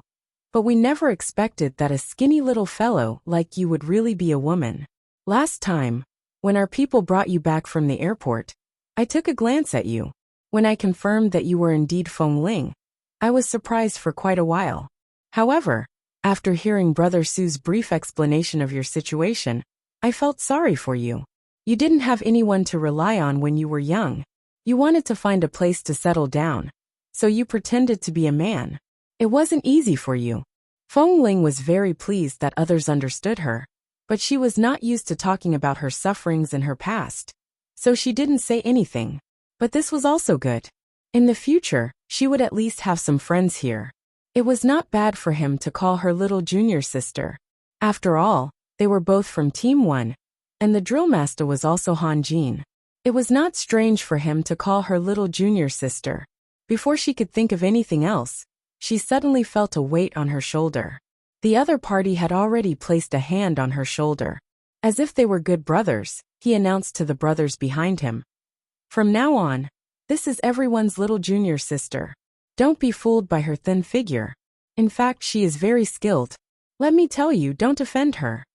Among this group of people were not only the people from 11 Base, but also several bodyguards from Mo Corporation. Anyway, they were all capable people. Feng Ling was a little embarrassed by this introduction, and didn't speak much throughout the whole process. However, as soon as this man finished speaking, more than a dozen strong men rushed forward and surrounded Feng Ling. They excitedly extended their hands to introduce themselves. My name is Zhao Hanshan. My name is Hao Bing. My name is Zhou Yang. The man who put his arm around her shoulder and called her little junior sister was called Bai Kai. Others called him Bai Kai Shui. These strong men were all more than 8 meters tall.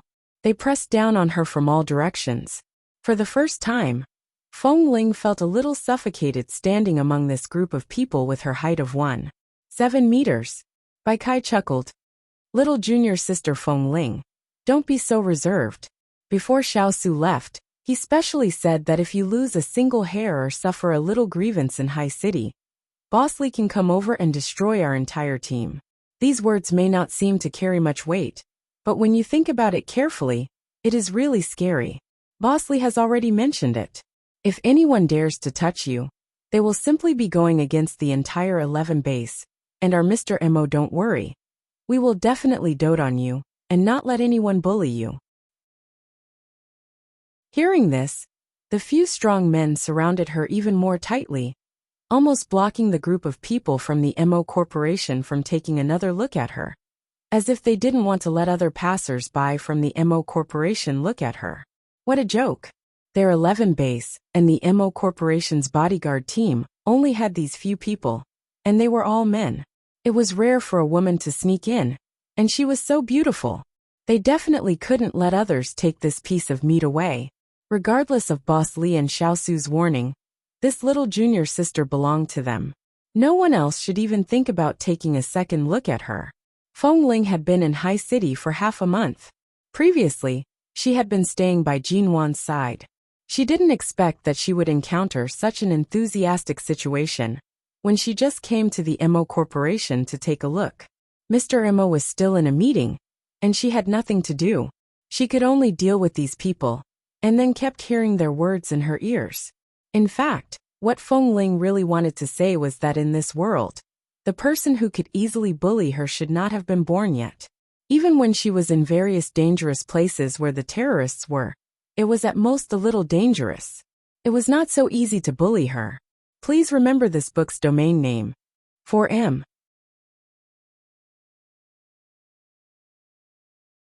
Chapter 1081.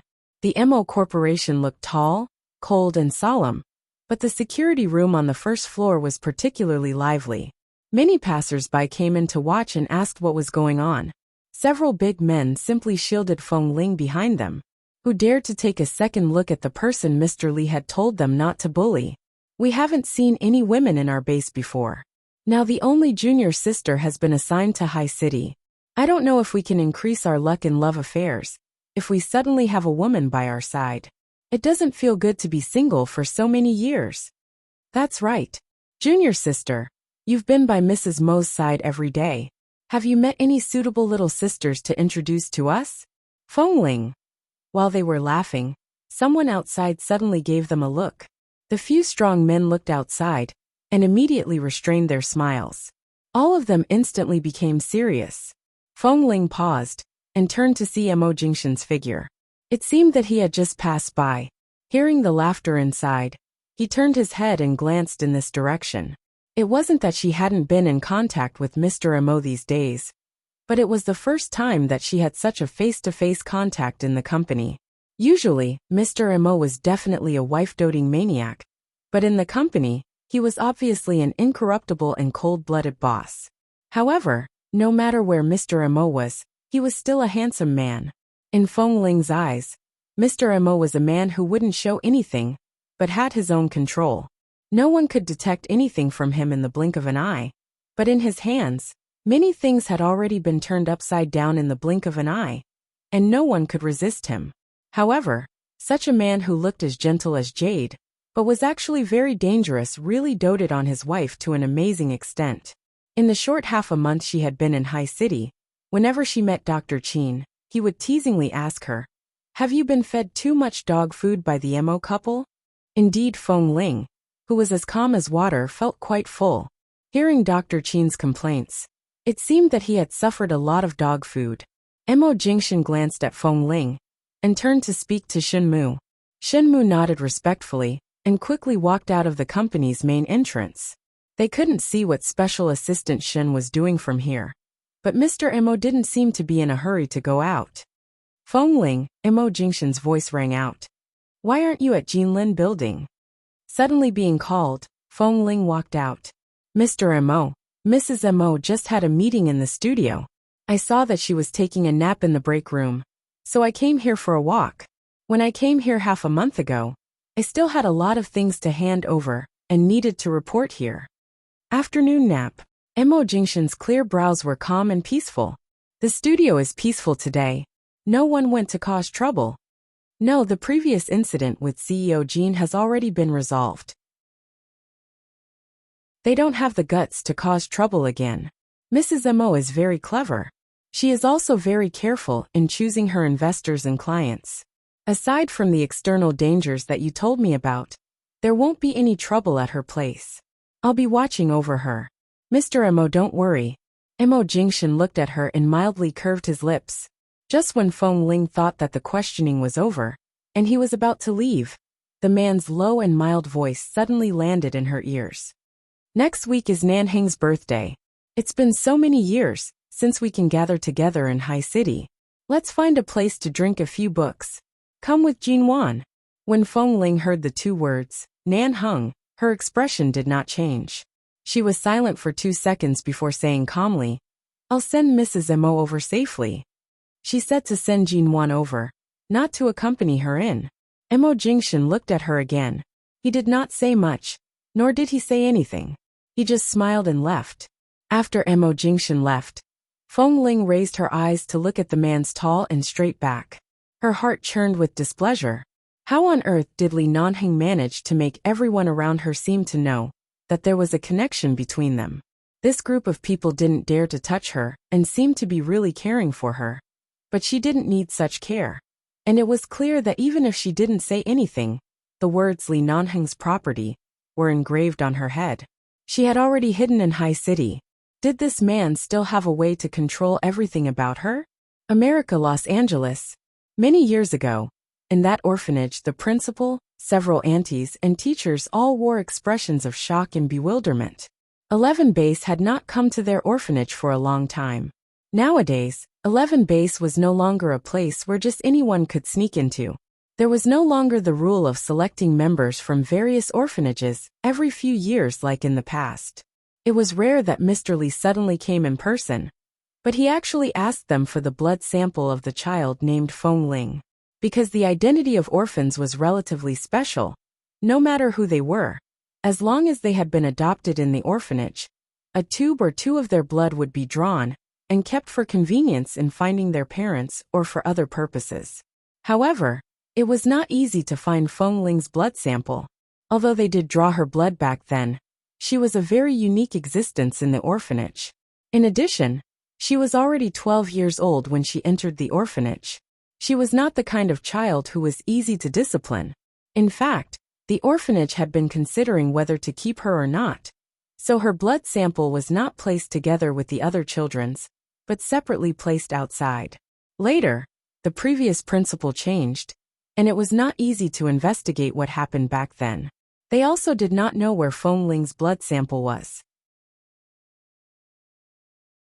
However, after so many years, Mr. Li came in person and asked for Feng Ling's blood sample. How could they find it? However, it was clear that Mr. Li would not easily let go of the orphanage. He was determined to get to the bottom of what had happened to Feng Ling in the orphanage. Although the principal was no longer around, some of the aunties and teachers who had come into contact with Feng Ling were still here. After a careful investigation, he finally found out what kind of life Feng Ling had led in the orphanage for a year. A 12-year-old child was injected with a tranquilizer every day and locked in a small dark room. With every minute that he heard, Li Nanheng's eyes turned colder. Please remember this book's domain name. 4M. Chapter 1082. After 2 or 3 days, this group of people finally found some worn-out bottles with blood samples in the abandoned warehouse of the orphanage.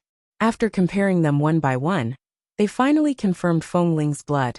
After receiving the blood sample belonging to Feng Ling, Li Nanheng saw the word Feng Ling written under the white sticker that had turned yellow and peeling. The old color piled up in a certain place was very obvious. Even though it was too old, it could still be used to check DNA. If he really wanted to check Feng Ling's DNA, he could just pluck a strand of her hair. At this moment, Li Nanheng stood here and took away everything that Feng Ling had left here one by one. Looking at the pitiful amount of things, he didn't know what he was thinking. But there was a piece missing, and the pain was excruciating. If he had discovered her earlier and taken her away, instead of letting her disguise herself as a man and live cautiously every day, perhaps she wouldn't have become so stubborn and cautious. Perhaps if he had let her feel the warmth between people earlier, her heart wouldn't have been so cold and hard, so cold that it was hard for him to melt. Li Nanheng walked out with the blood sample that Feng Ling had left behind. When he passed by the abandoned small building that he had once walked by, his eyes suddenly turned in the direction of the door. Back then it was through this door. She was inside. He was outside. The director of the orphanage and a group of people stood behind. Seeing Mr. Li stand by the abandoned small building for a long time, and finally leave with an unclear expression, the group of people trembled with fear, but they didn't dare to say a word. Jinlin Building. Jinwan had just gone to a meeting. When she came out, she saw that Feng Ling was still standing outside. Feng Ling, usually when I'm working or in a meeting, even if you don't go in, you should find a place to sit down and rest. Don't always stand outside like this. Aren't your legs tired? Feng Ling said calmly. It's fine. I'm used to it. Jinwan had clearly long adapted to Feng Ling's indifferent personality. Seeing her indifferent expression, Jinwan smiled. At this moment, Xiaoba had just made 2 cups of milk tea. She handed one to Jinwan and one to Feng Ling, saying with a worshipping expression, Feng Ling, drink milk tea. Feng Ling glanced at Xiaoba, and then at the cup of milk tea. Thank you, but I won't drink it. Little 8 puffed up her cheeks. I specially made it for you. Seeing Xiaoba's stubborn expression, Feng Ling hesitated for a moment before taking it. She simply thanked him. Thank you. Xiaoba then turned to tell Jinwan about her work, looking back at Feng Ling from time to time. Seeing that Feng Ling didn't drink the milk tea, she turned her head and said, It's really delicious. Give me some face and try it. Feng Ling. She didn't usually drink this stuff. Seeing little 8's expression, she had no choice but to take a sip. It was very sweet, and tasted a little like cocoa. She pursed her lips again and said, delicious. Xiaoba immediately chuckled. When Xiaoba turned to do other things, Jinwan saw that Feng Ling was still holding the cup of milk tea in her hand. She smiled and reached out to take it, and then put it on the windowsill. All right, if you don't want to drink it, you don't have to force yourself. You don't know. Ever since someone came to the studio to make trouble, and was dealt with by you with just a few punches and kicks, Xiaoba's admiration for you is like a surging river. You are now her idol, so it's inevitable that she will think of you no matter what she does. Feng Ling looked at Jinwan, and didn't say much about Xiaoba's matter. She just said, "By the way, Mrs. Mo, Mr. Mo told you to go back early recently. Even if there are people protecting you at night, don't walk around. He told you to go back to the Yu Garden early." Got it. Jinwan smiled and looked at the time. I heard that it's Nanhing's birthday in a few days. Since you came from 11 base, you should be very familiar with Nanheng, right? Let's go together then. Feng Ling remained calm. For the time being, Jinwan didn't know what happened between Feng Ling and Nanheng. In fact, she didn't know much about Nanheng. She just got along well with Feng Ling, and really liked Feng Ling. In fact, Jinwan would often hear Xiaoba secretly muttering that Feng Ling was really very good. It would be better if Feng Ling could be more approachable, and not always put on a stern face to make people not dare to approach her. Feng Ling really didn't know how to get along with others. Although Jinwan was really good, and Xiaoba was also very cute, and she had tried her best to be easygoing, she usually couldn't find any funny points when they chatted. So Xiaoba often joked that she was a modern cold-faced heroine, and something like that, a cold and powerful goddess. They were all famous terms that Feng Ling had never heard of before, but it was really easy to get along with them.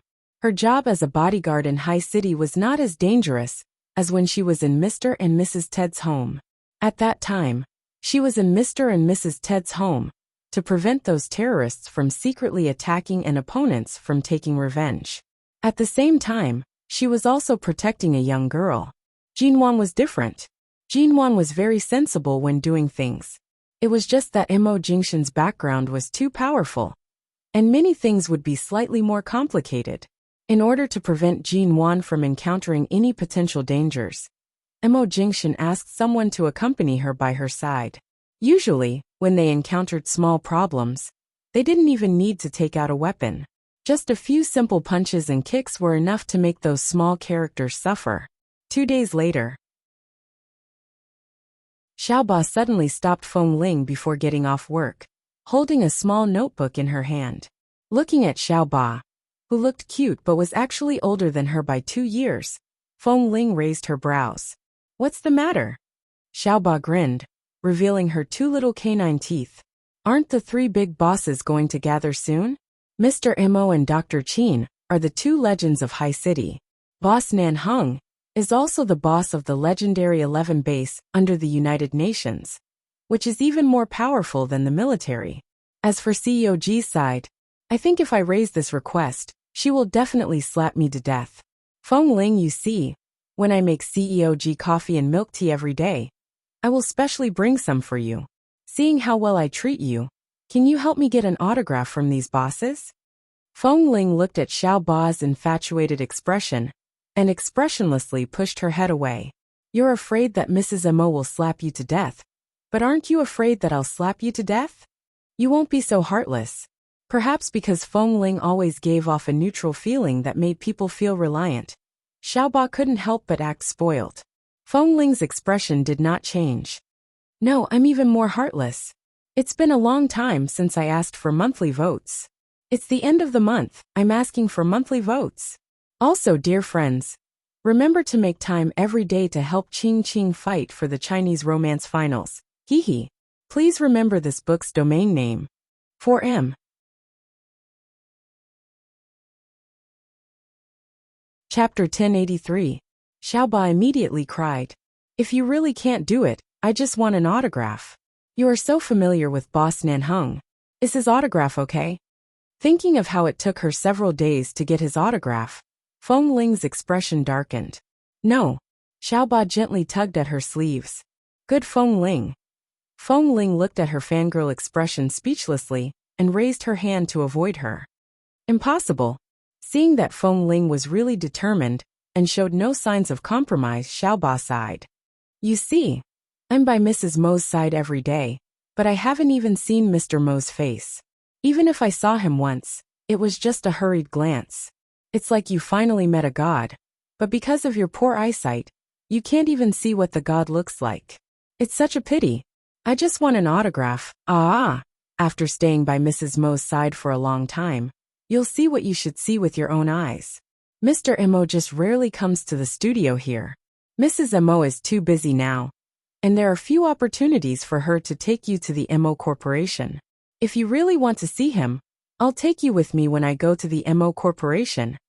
Xiaoba looked at her in surprise for a while, and suddenly hugged her arm excitedly. Aya, you're not so cold-hearted.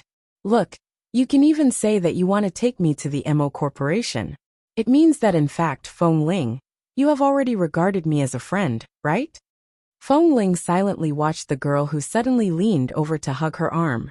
She resisted for a long time, and did not push her away.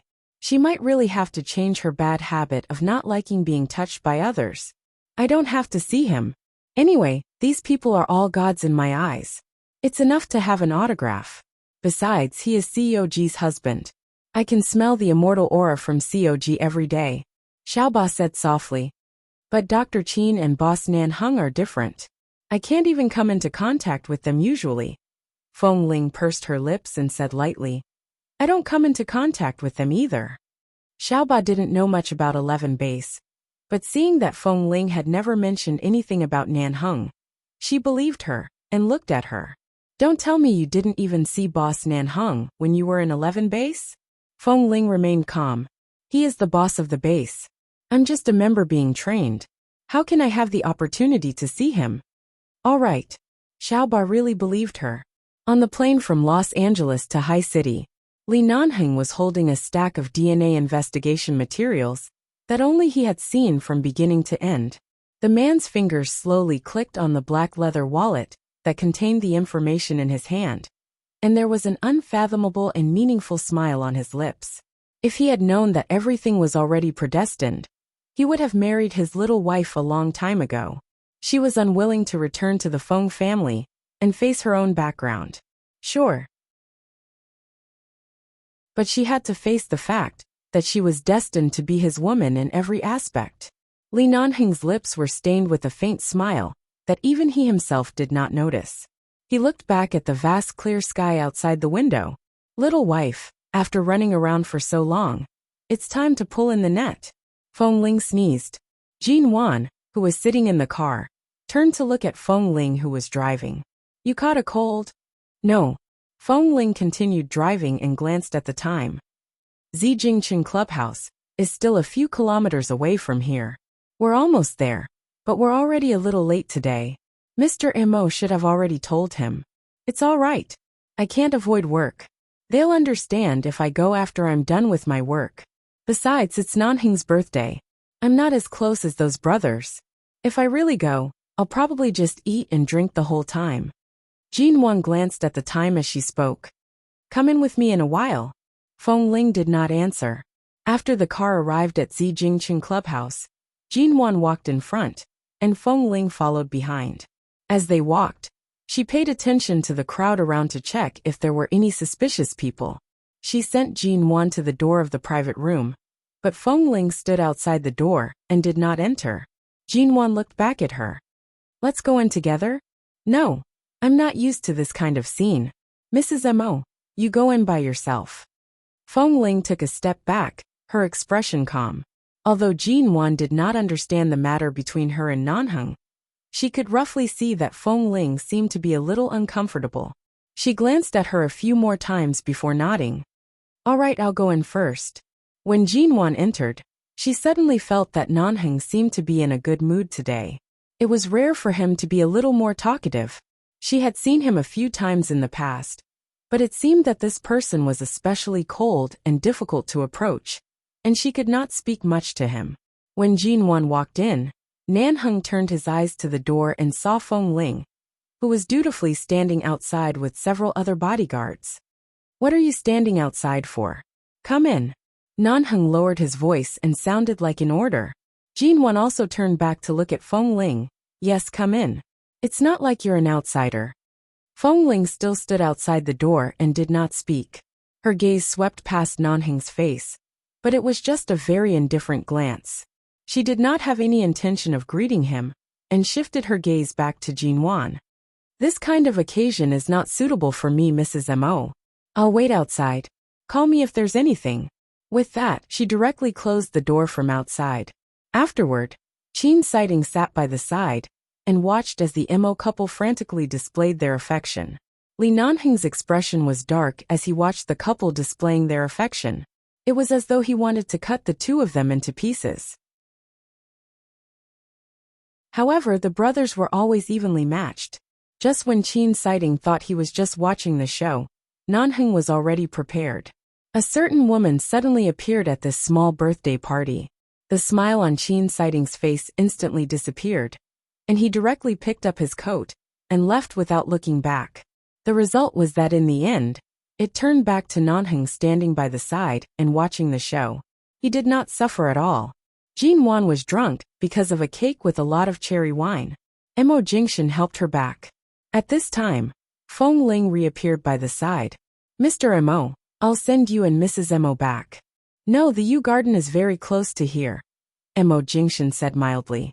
Nanheng also drank a lot of wine. Send him back. Li Nanheng leaned against the door in a somewhat drunken state and quietly glanced in her direction. Feng Ling's expression did not change.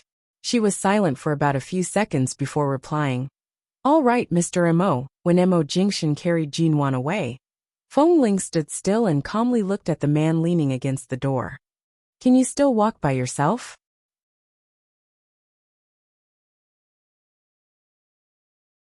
Chapter 1084. Li Nanheng glanced at her without batting an eyelid. He looked at her with a pair of eyes that were half awake and half drunk. His eyes were so deep and dark that Feng Ling turned her head away and did not look at him again. The man looked at her and said, I don't know. I can probably walk. As he spoke, he took a step back from the wall. She didn't know if it was intentional or not, or if he really couldn't stand properly, but he suddenly staggered 2 steps to her side. Suddenly, almost half of his body weight fell on her. Feng Ling was caught off guard by his sudden fall. She quickly raised her hand to support him, but she was still forced to take 2 steps back. She was almost pressed against the wall by him. Fortunately, she reacted quickly. Feng Ling frowned because of the smell of alcohol on the man's body. She supported his chest with both hands, and then raised her hand to support his arm. She turned to look at Li Nanheng, who seemed to be unable to support his body, and lowered his head. Against the light, she couldn't see his expression, but the smell of alcohol on his body was indeed strong.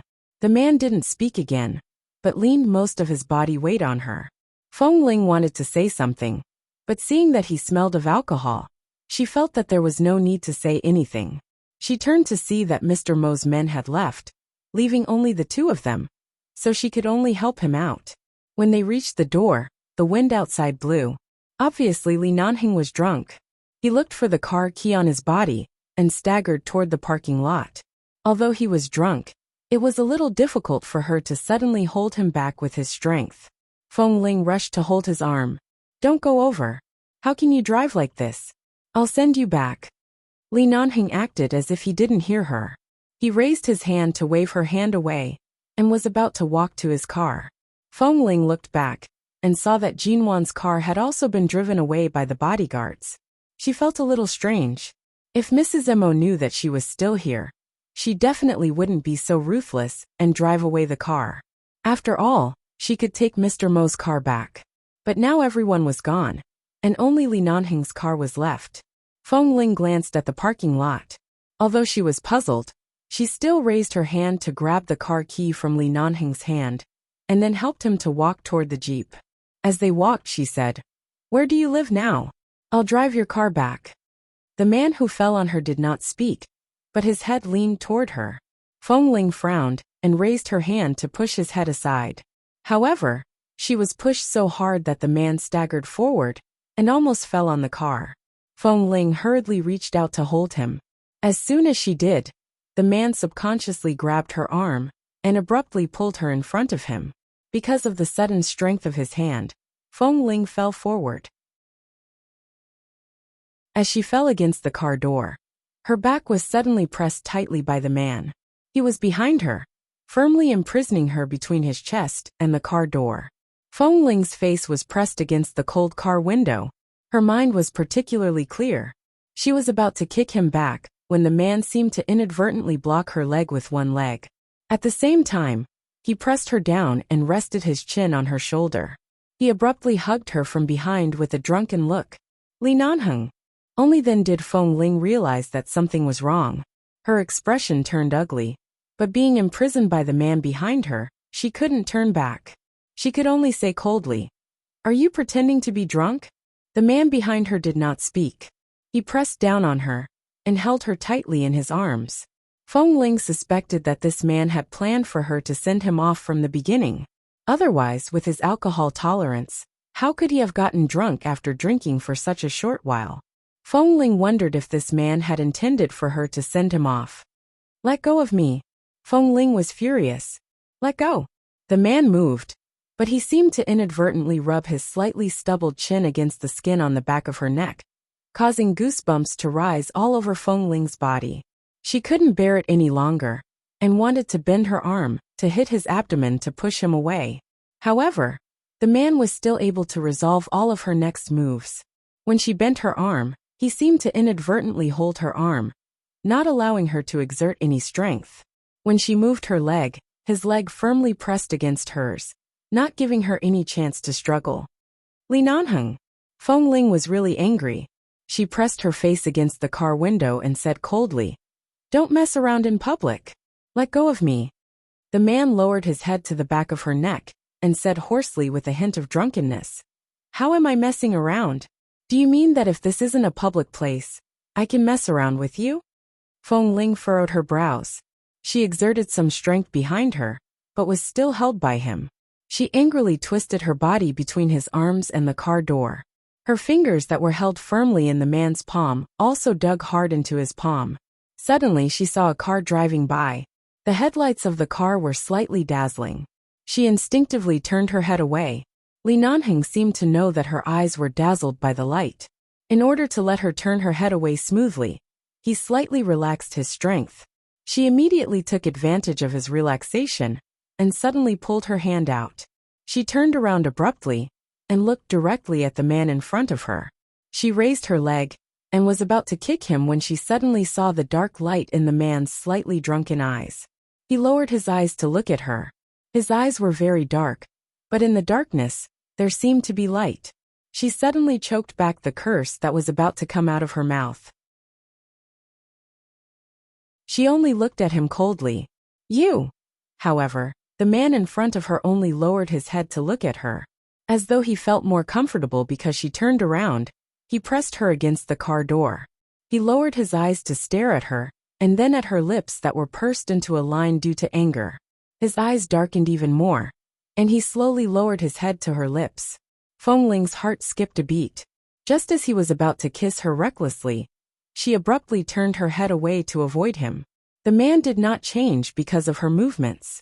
However, when Feng Ling thought that he might kiss her face, the man suddenly tilted his head and fell forward on her. His head rested on the other side of her shoulder, and almost all the weight of his body was about to directly press her down. Feng Ling subconsciously rushed to support him, and then abruptly pushed him forward by an arm's length. She watched as the man swayed as though he was half drunk and half awake, but also seemed to be so drunk that he couldn't stand steadily. Her teeth were itching with hatred.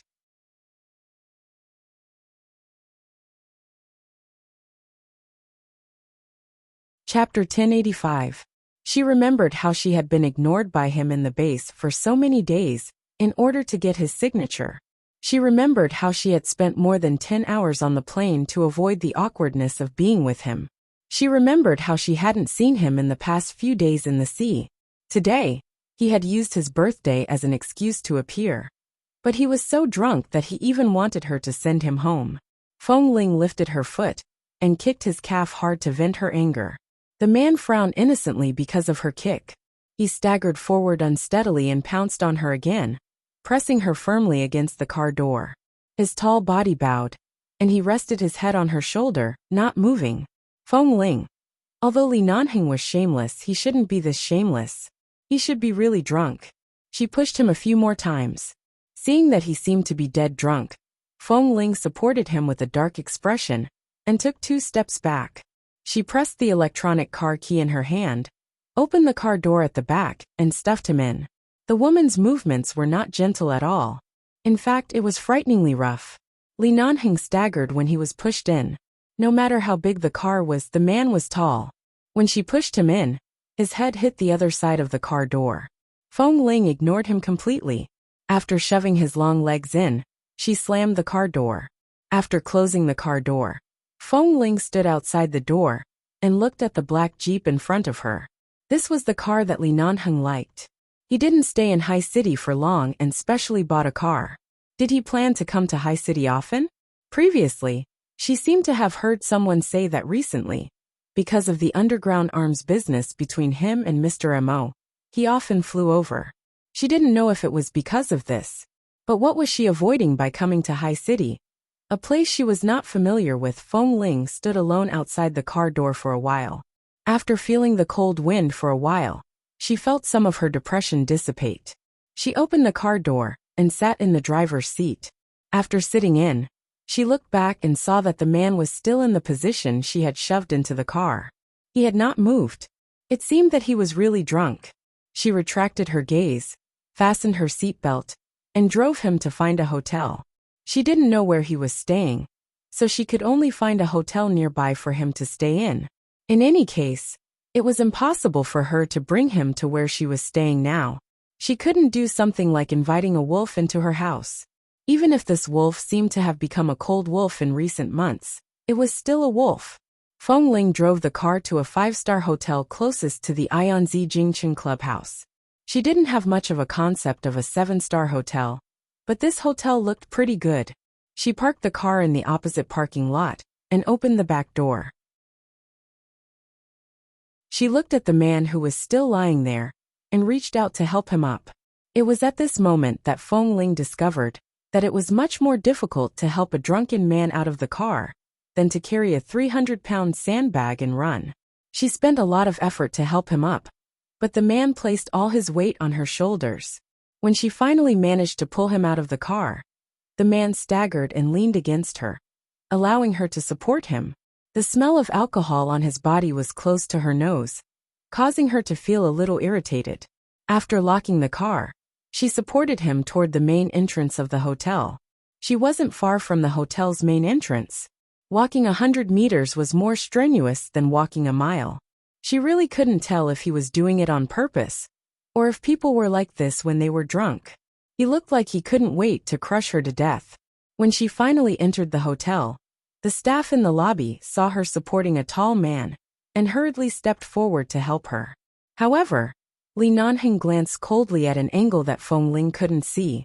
At the same time, he raised his hand to hold her waist, and even bent his body to press his head tightly against her neck, looking cold and indifferent as though no one except for her was close to him. Feng Ling didn't see his expression. She only felt that this man seemed to want to tie her up with his arms. She lowered her head to glance at him strangely, but couldn't see his face or his expression. She only saw that for some reason, the staff who were about to come over to help suddenly retreated, as though they didn't dare to come over. Feng Ling found it strange. Could it be that he had stayed in this hotel before, and these people recognized him, and didn't dare to touch him? Feng Ling couldn't figure it out. This man was really too heavy. She helped him to the elevator and said, "Help me get a room first. After I help him in and let him lie down, I'll come down and give you his identity card." "All right, miss, please wait a moment." Smelling the smell of alcohol on the tall and handsome man she was supporting, the staff at the front desk smiled at her understandingly, and then asked the security guard to help her press the elevator button. At the same time, she reminded, "Please come down as soon as possible to apply for a new identity card. We see that it's too difficult for you to support him, so we made an exception this time. Under normal circumstances, it's not allowed to get a room without seeing the identity card." "Got it." Feng Ling didn't say much. After the elevator door opened, she quickly helped Li Nanheng in. The security guard followed in, holding a room card in his hand. After following them to the upper floor, the elevator door opened, and the security guard walked out. Seeing this was the 6th floor, Feng Ling supported him while following the security guard. When the security guard opened the door of a room, he looked back and signaled that she could help him in first. She quickly dragged Li Nanheng the big burden in. The man was almost tightly pressed against her. The security guard watched from outside, but was too embarrassed to come over to help. So he retreated outside the door and waited for her to go out to apply for a new identity card. With great difficulty, she finally pressed Li Nanheng onto the bed. Feng Ling tripped over the man's leg and stumbled down onto him. Then she quickly lay up and looked at the man lying on the bed motionless. She secretly ground her teeth and fumbled around on his body for a while. Finally, she found where his wallet was. She was about to untie his coat to take his wallet when the man suddenly raised his hand and clasped her wrist. The man's body temperature was slightly higher because of the alcohol, and the temperature of his palm was slightly hot. Feng Ling paused and abruptly looked at the man lying on the bed. She was about to scold him for pretending to be drunk when the man did not open his eyes. He only breathed out the smell of alcohol and said hoarsely, "Don't touch me. If you touch me again, something will happen." Feng Ling. She pulled her hand out of his. She didn't even look at him to see if he was really drunk. She forcefully unbuttoned his shirt, took out his wallet, found his ID, and took out her own ID. She turned around and handed it to the security guard outside the door. She asked the security guard to help her hand it over to the front desk. Ahaha, begging for monthly votes, begging for rankings, love you guys more and more.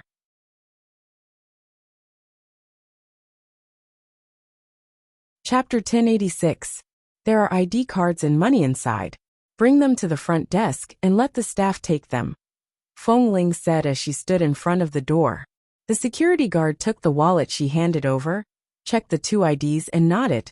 All right, I'll send them over for you. If there's anything, you can call the front desk. All right, thank you. Feng Ling closed the door and turned back, only to see that the man who had just fallen drunk on the bed had sat up. He unbuttoned his coat, took it off, and casually tossed it to the side. At this moment, he was tugging at the collar of his black shirt impatiently. 3 or 4 buttons on the collar were forcibly pulled open, revealing the man's collarbone, revealing an indescribable wildness and sexiness. Seeing his movements, Feng Ling walked over to pick up the coat he had thrown on the ground, folded it, and placed it on the sofa by the side. She turned to ask him if he was awake, only to see that the man only tugged his clothes a little and lay back down. Listening to the man's breathing, she found that it was slightly heavier than usual. It was probably because he had drunk too much and felt hot. Feng Ling walked over and touched his forehead. It was indeed a little hot, but thankfully it was not the kind of fever. She turned back into the bathroom, washed a towel, and wiped the man's head. As she wiped, she suddenly found that although she had known Li Nanheng for many years, she had never had such an opportunity to sit by the side and look at his face without any distractions. This man was indeed very good-looking. She had seen many good-looking men over the years. There were so many men in the base, and there were many good-looking and ugly ones. But there was no one as good-looking as Li Nanheng. Compared to Mo Jingshan's refined handsomeness and Dr. Qin's gentleness, Li Nanheng looked like the type of sunny and handsome little wolf dog when he was young. But now that he was 27 or 28 years old, he looked more robust than many good-looking men. The 3 men were all different, but compared to Mr. Mo and Dr. Qin, who looked gentle but were actually black-bellied, it was indeed more comfortable to get along with people like Li Nanheng. But she had also heard from others that Li Nanheng was also black-bellied. The only person he was honest with was her. His calmness was only directed at her. In the past, Feng Ling didn't think so. After coming to High City and meeting Mr. Mo, she finally understood what it meant to be able to manipulate clouds and rain with a flip of a hand without batting an eyelid, and what it meant to be truly two-faced. If it were Li Nanheng, he would have dragged her behind him and told her where there were clouds and where there were rain. When she was about to deal with it herself, he had already helped her settle everything. These 3 men had completely different personalities, but they miraculously became such close brothers, especially Li Nanheng's temper. When she was in the base in Los Angeles, she thought that everyone was afraid of him, but after coming here, she found that when these three ruthless characters sat together, there was no fear at all.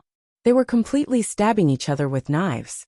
But it seemed that only when he was with Dr. Qin and Mr. Mo, he was truly relaxed and defenseless. After wiping his face, Feng Ling sat on the bed and watched for a while. She recalled Li Nanheng's recent coldness and alienation toward her. Maintaining such a distance was indeed the way she had always wanted to interact with him. She was about to get up and send the towel back to the bathroom when her wrist suddenly tightened. Her body was suddenly pulled back and fell onto the bed.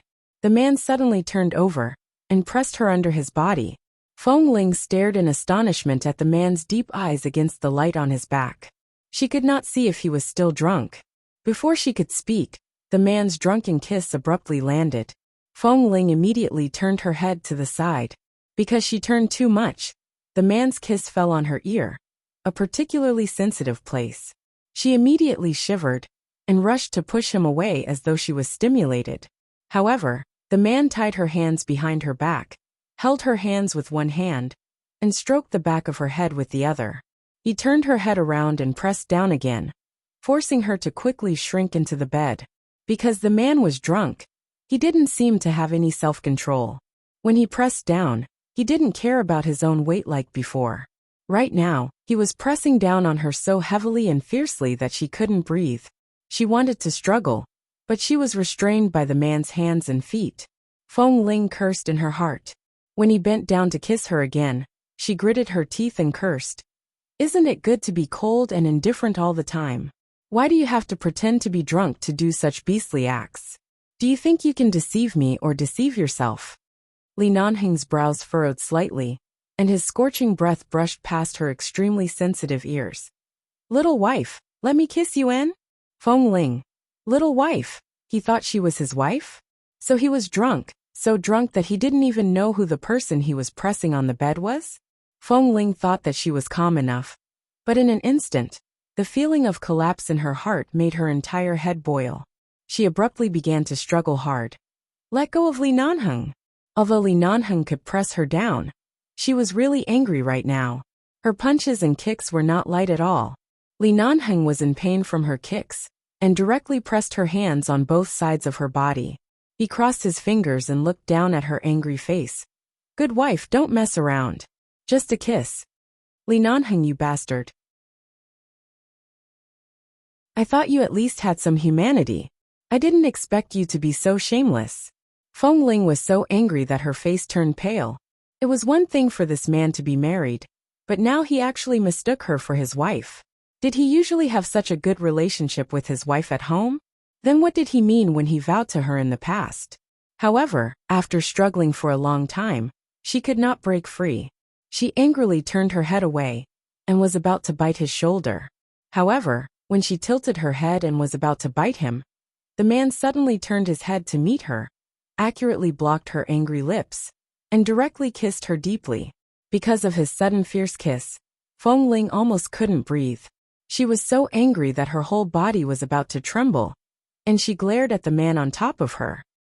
4M.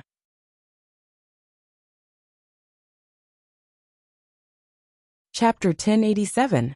After being kissed by the man for a while, Feng Ling finally turned her head away and scolded, You bastard. Before she could say the word bastard, the man kissed her again. When she was about to suffocate from his suppression and plunder, she heard the man's low and husky voice against her lips. Don't swear. Feng Ling's face had turned pale from anger. You're so drunk, and you still have the nerve to care whether I swear or not. Even if I swear, I'm scolding you, the king. The man kissed her again, as if he was punishing her. In the end, Feng Ling fell back onto the bed weakly. She took a deep breath and pushed his chest with some difficulty, but she still couldn't push him away. Li Nanheng always had a clean and pleasant smell, but tonight, because of his birthday, he sat together with Mr. Mo and chatted for a long time and drank a lot of wine. No matter how expensive the wine was, when all kinds of wine were mixed together, it wouldn't smell good. Especially Feng Ling, who drank red wine until she was drunk last time, was allergic to the smell of wine and wanted to avoid it. He didn't give her any chance to avoid it. She pushed his chest. Sober up first. Get up. She felt uncomfortable being stared at by the man, as if he was staring at a prey in his cage. She pushed him for a long time, but he still pressed her tightly and didn't move at all. Li Nanheng, even if you're in heat, you have to look at the other party clearly. Get up first. I'm not your wife, you. Feng Ling's words were stopped by the man's unreasonable kiss again. Feng Ling looked at this shameless man in disbelief, but he didn't give her any chance to dodge. He sucked on her lips heavily. When she opened her mouth to bite him, he brushed his tongue between her tongue and sucked on it, causing her entire body to go numb. If she wasn't angry, if she had sensed it carefully, she might have been able to feel that the man's fierce and domineering kiss had a hint of accommodation for her. No matter how she wanted to bite him, he only kissed her patiently. Bit by bit, he went straight in, sucking her lips and tongue until they were burning hot and numb. Feng Ling forcefully pulled out a hand to hit his shoulder. The man once again raised his hand to pull her hand down, pressing it against her side. The man's unique scent and the strong smell of alcohol rushed into her nose and between her lips and teeth, causing her brain to swell and her heart to ache. She didn't know what kind of pain it was, but when she thought of how Li Nanheng treated her like his wife, and how this man behaved intimately in front of his wife, she felt as though she was about to explode. Is this the legendary jealousy? Feng Ling angrily tried to turn her face away. She almost arched her body on the bed, trying to avoid his lips. However, the man tightened his grip on her, not giving her the slightest chance to break free. It wasn't until he moved his lips to her ear that she got the chance to scold him. Li Nanheng, if you dare to do that kind of thing to me again, I promise you won't see me again for the rest of your life. Li Nanheng didn't speak, but he suddenly quietened down. He leaned over her, pressed his lips against her ear, and didn't move again. Do that kind of thing again. Li Nanheng slowly shifted his gaze to the little woman under him. It was rare for him to not have a straight face, but a face full of anger. What did he do to her? What kind? The night was dark. Feng Ling didn't look at the man's eyes. She didn't know if he was awakened by her roar or something. She pushed him hard, and this time, the man was finally pushed away by her. He lay down by the side. Feng Ling instantly sat up, and was about to get off the bed, when the man suddenly turned over, and pulled her into his arms. He forced her onto the bed again.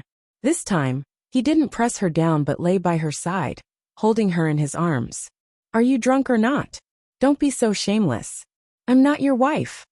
In her life, Feng Ling had never felt as though her heart had been fried. She had all kinds of feelings. Sour, painful, everything. She didn't expect that this man's strange call of wife would suddenly cause her to lose control of her heart to such an extent. Li Nanheng didn't answer, but used his increasingly determined actions to tell her that she was his wife.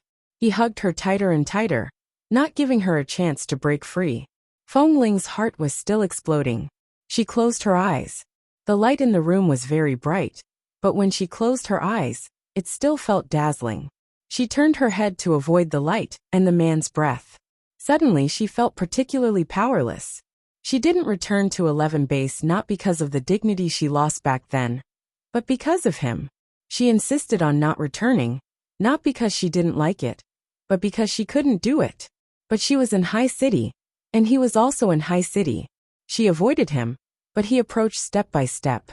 They had clearly already given each other the cold shoulder. Now that she was stimulated to the point where she could completely feel the depression in her heart, the resistance and jealousy in her heart, did he really feel a sense of accomplishment? Must he let a person like her completely fall in love and die for a love? Only then would he be satisfied? But today she found out.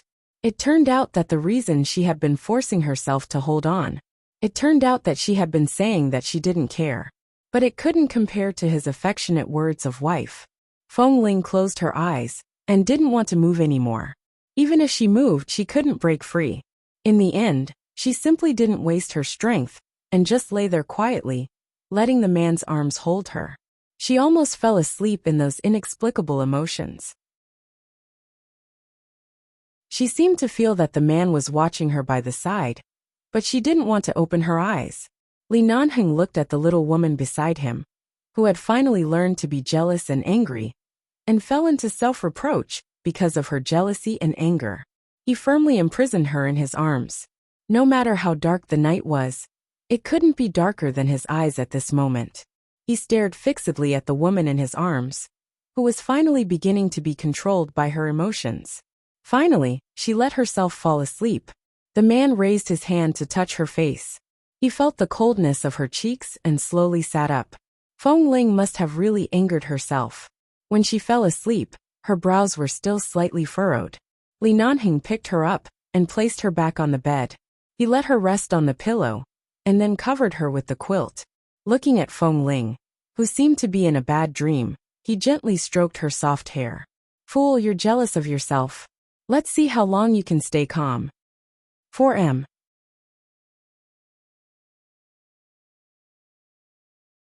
Chapter 1088. Qin Sighting called. It was probably because he had seen the two women at Zijingchen Clubhouse tonight that he, the usually calm Dr. Qin, had finally been triggered. It was rare for him to continue drinking. When Li Nanheng answered the phone, he glanced back at Feng Ling, who was sleeping on the bed. After making sure she was sleeping soundly under the warm quilt, he adjusted the air conditioner to a comfortable temperature and went out. Before Mo Jingshan rushed to Qin Sighting's villa, he called Li Nanheng. "Didn't you just drink tonight? Why are you drinking at Qin Sighting's place again?" Li Nanheng had already arrived. He sat on the sofa, glanced at the bright lights in the villa area outside the window, and then glanced at Qin Sighting, who was standing in front of the floor-to-ceiling windows with a gloomy and cold expression. "I was afraid he would take things too hard, so I came to take a look. But he has been standing in front of the window like a block of wood for half an hour. I suspect he has already entered a meditative state and can't hear anything." Speaking up to this point, Li Nanheng raised his hand and rubbed between his brows. If it weren't for Qin Sighting, he wouldn't have left Feng Ling alone in the hotel. Li Nanheng had no intention of meddling in the matter of calling Shi Nianj to Zijingchen Club. But Shi Nianj happened to choose to send a cake on his birthday, and Li Nanheng happened to be staying in High City for a long time, so he didn't have the time to interfere. However, he still couldn't bear to see Qin Sighting's lonely and indifferent appearance these past few years. When Mo Jingshan arrived, Qin Sighting was still standing in front of the floor-to-ceiling windows. "How long has he been standing there?" Mo Jingshan walked in. Li Nanheng turned to watch the tall man walk in. He flicked the cigarette ash with his well-defined fingers and raised his brows. "He has been standing there since he came back. He was like this when I came." Speaking of which, he glanced at Mo Jingshan. "You can still come so late. Could it be that Jin Wan was so drunk that she couldn't recognize you and kicked you off the bed?" Mo Jingshan glanced at him. "You are very experienced. You often get kicked by women?" Li Nanheng raised his brows and smiled as he held the cigarette in his mouth. Didn't he often get kicked? In this life, the only woman who had ever kicked him was Feng Ling. As early as an hour ago in the hotel room, he had been kicked by her several times, and now his calf bone was still aching. The three men drank in the villa until dawn and ridiculed Qin Sighting. At the same time, Li Nanheng glanced at his cell phone. There was no call from Feng Ling. Even if she woke up, she wouldn't call him. Even if she woke up, she wouldn't call him. If he didn't really give her a hard time, he didn't know how long the little girl would be numb to it. It was rare for Qin Sighting to drink a lot tonight, because Shi Nianj had left for so many years. However, she had recently returned to the country and appeared in front of him again. The lights in the villa opposite lit up again after a few years. Who would have thought that he had been defeated by love many years ago? He was a celebrity in the medical field, who could control the life and death of people in front of the operating table. Mo Jingshan was not in a good mood tonight. It was said that Jin Wan said she was going to T-City to study, and his warm and soft wife wanted to go to another city to further her studies. Mo Jingshan had no reason to refuse. He had nowhere to vent his anger. Mo Jingshan was in a bad mood tonight. It was said that Jin Wan said she was going to study in T-City, and his wife wanted to go to another city to study, Mo Jingshan had no reason to refuse. But Li Nanheng was different. His little wife finally learned to be jealous. Boss Li was in a good mood. When Feng Ling woke up, it was already 6 o'clock in the morning. When she opened her eyes, she sat up abruptly. She didn't see Li Nanheng in the room, and the coat he had worn before was gone. He was gone. So last night he hugged, nibbled, and kissed her. Sure enough, he regarded her as his wife. Whom did he regard as Feng Mingzhu? When he woke up, he found that the person in the room was her. So he didn't even say hello and left. Feng Ling got out of bed and walked around the room. There was no trace of Li Nanheng. She took a look at the sky outside the window. He must have been gone for a long time. So should she send him a text message now, wishing him and Feng Mingzhu a happy marriage and have a son soon? Maybe it was because she suddenly couldn't suppress her anger, and this childish thought that she laughed. She stood in the room for a while and grinned inexplicably, but there was no warmth in her eyes.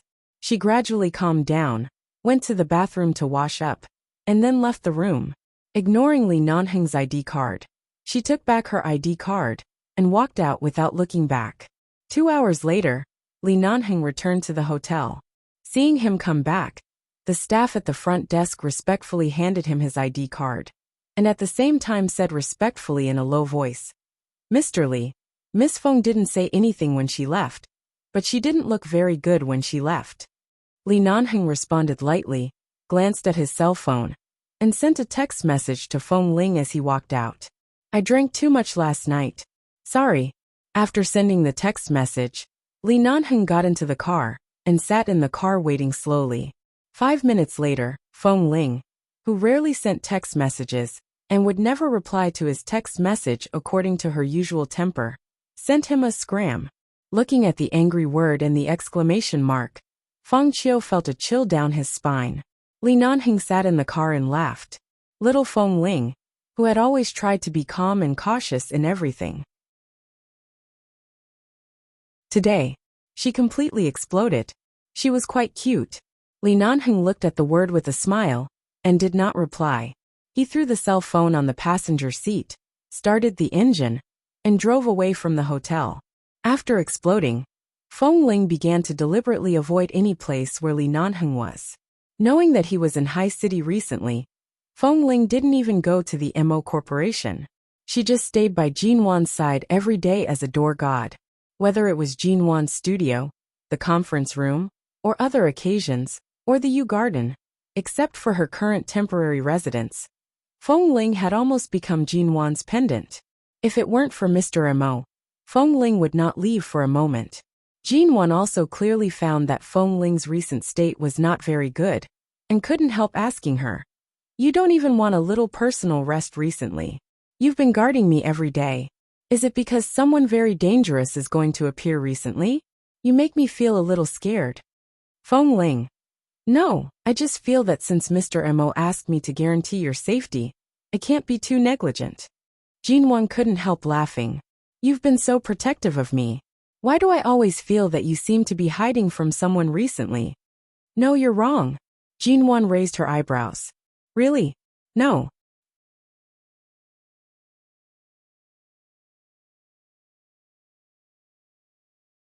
Chapter 1089. Mrs. Mo planned to go to a very famous university in T-City to further her studies. Mo Jingshan couldn't go to T-City to accompany her, so Feng Ling was naturally responsible for Mrs. Mo's safety throughout the journey. However, Mr. Mo arranged an apartment very close to T University for Jinwan. He also arranged an apartment next to the apartment for Feng Ling. But Feng Ling didn't live there. The reason was that when Feng Ling arrived in T-City, she met Wen Luqing, who was in China. At first, Wen Luqing said that the medical school in the United States, where she had studied, sent her to China to be a guest professor at the famous medical school in T-City for 3 months. Her relative happened to have an empty house here, so she came to live there. The house was not small, and it was boring to live alone. Seeing Feng Ling came, she asked her to live with her. Anyway, there were several bedrooms in the house. Even if Feng Ling didn't like to be disturbed when she slept, there would be no problem. The place where Wen Luqing lived was not far from Jinwan's residence.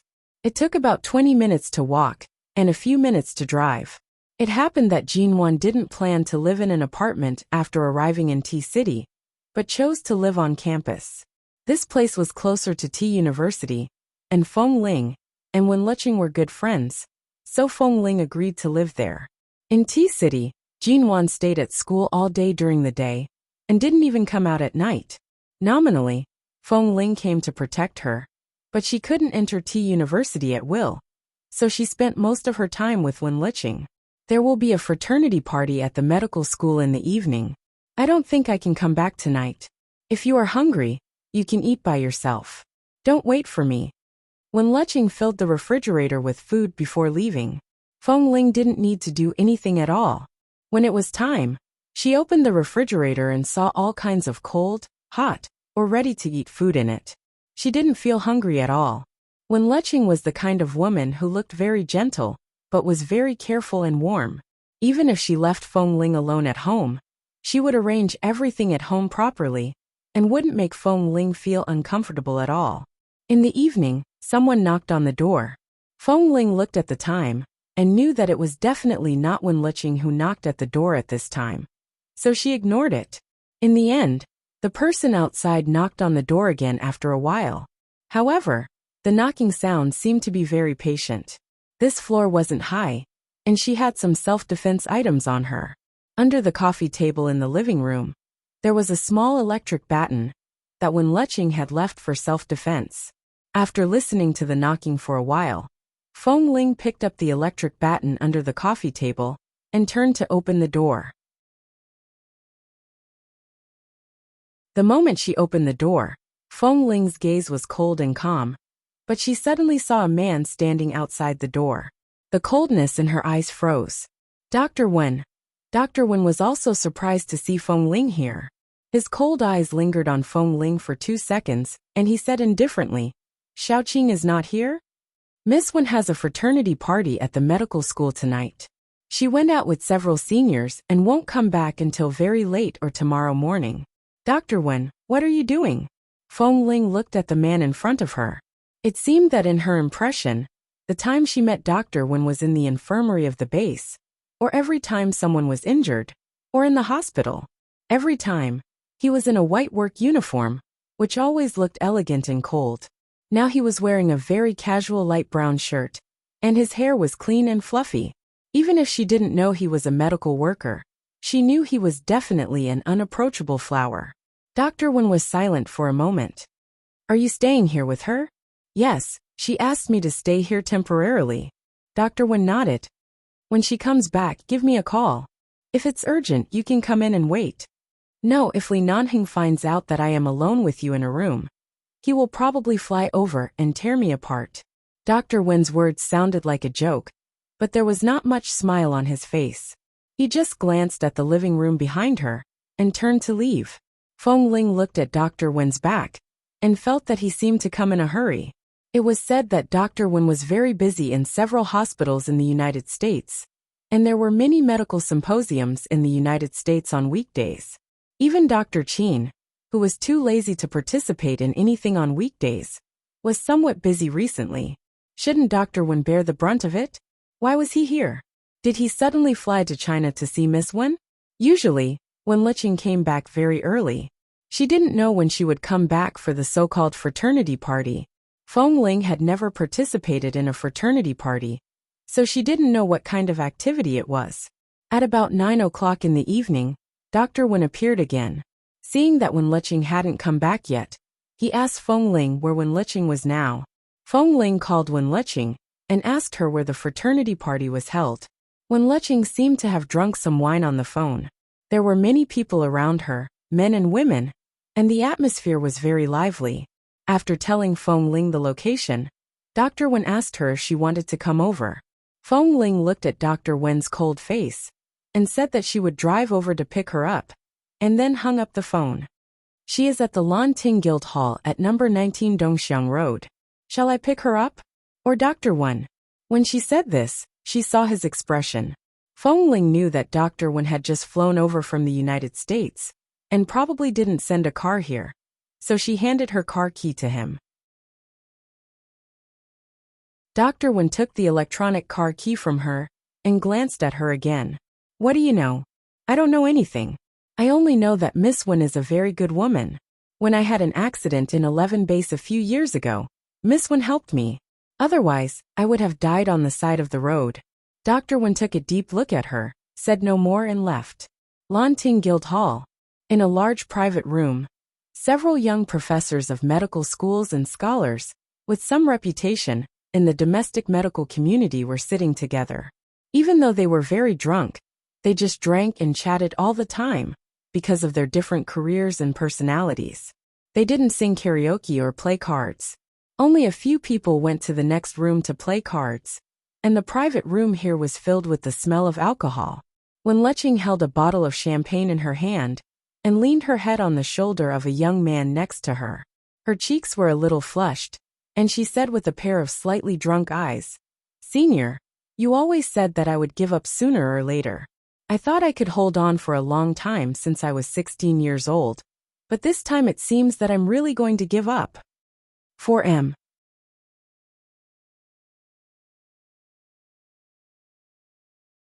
Chapter 1090. The young man on her shoulder sat on the sofa and didn't move. He just took away the bottle in her hand. "Just give up. Don't drink." When Leching closed her eyes and leaned on his shoulder. "Yes, I haven't drunk for many years. After drinking this time, have a good sleep, and everything will be over. I'll send you back later. Let's talk about it after you wake up."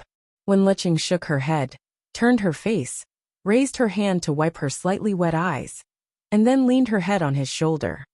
"I agreed to the arrangement of the medical school this time, and will leave Los Angeles temporarily, because I want to warn myself that I have to end things.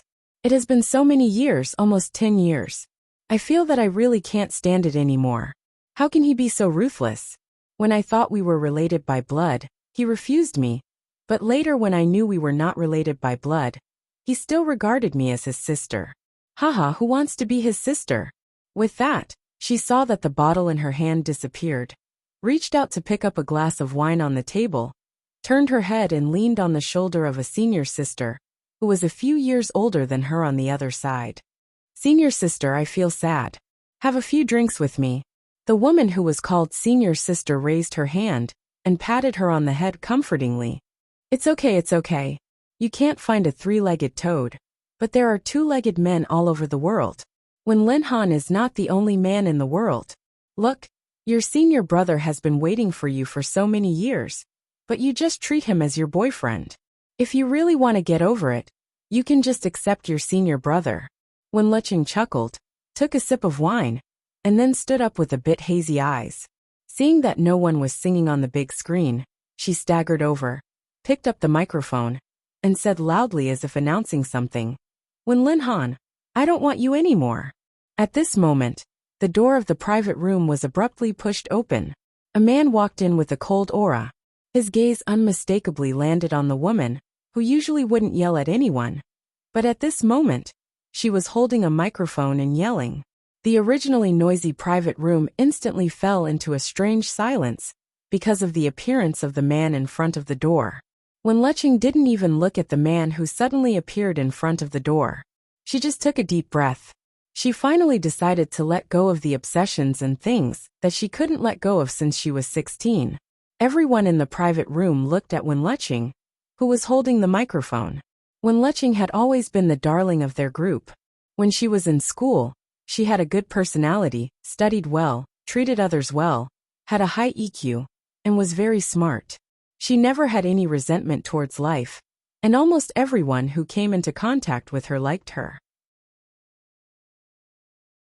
She used to be a good girl, and there were many men who chased after her, but she always held back and refused to fall in love. A few years later, everyone knew that she had put her brother in her heart from the age of 16. The affairs of the Wen family were a bit complicated, but it was a blessing. Wen Leching had never been able to break the taboo. In the end, because her brother did not have a real blood relationship with her, she finally broke the taboo. But when Lin Han insisted that they only had a sibling relationship and never took a step forward, Wen Leching's emotional struggle for nearly 10 years finally came to an end after when Lin Han planned to be engaged to a woman arranged by the Wen family. In the past, everyone advised her not to take Wen Linhan too seriously, but probably her God gave her all the excellence. But he didn't give her an open-minded heart. In terms of love, she just stuck to Wen Linhan and stubbornly refused to turn back. It was the first time in so many years that they heard her say that she was going to give up Wen Linhan.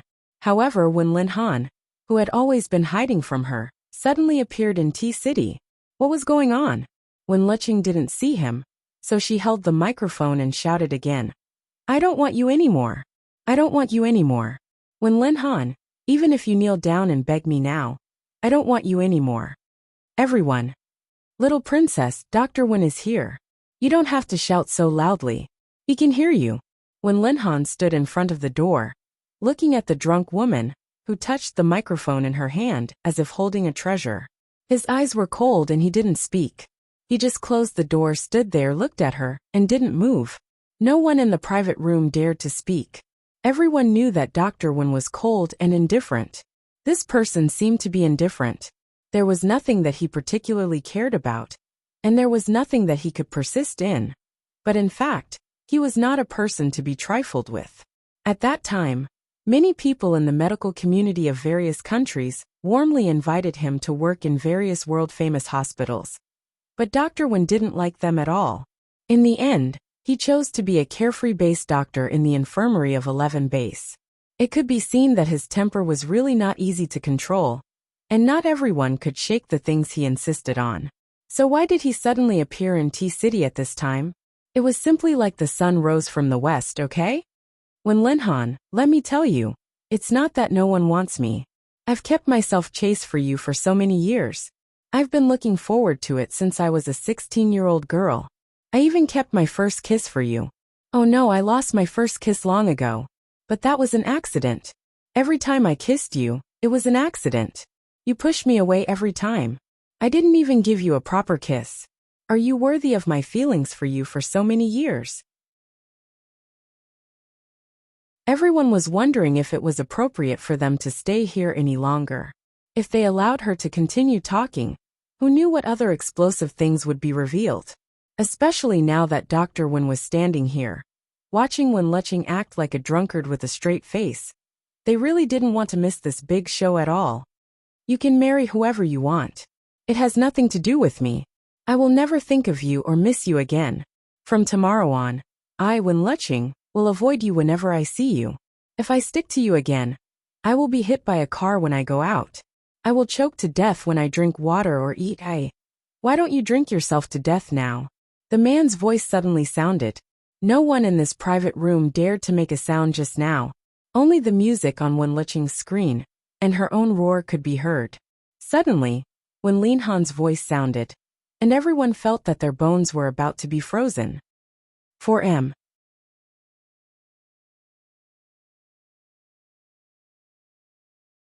Chapter 1091.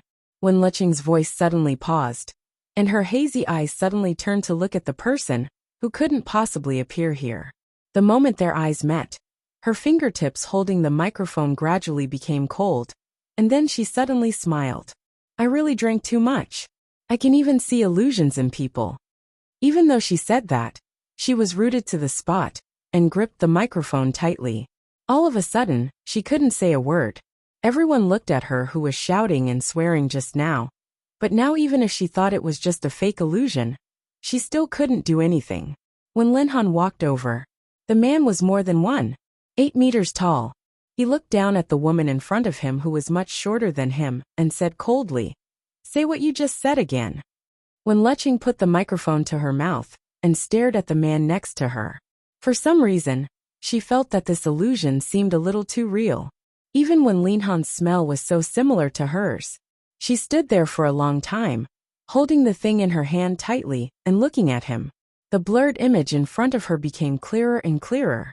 When she looked at the coldness in Wen Linhan's eyes, her eyes suddenly turned red. "Brother, everyone. Coward. You haven't made any progress after so many years. It's not an illusion." Wen Linhan's voice was indifferent. Wen Luqing suddenly smiled, but her eyes were red. "It should be an illusion.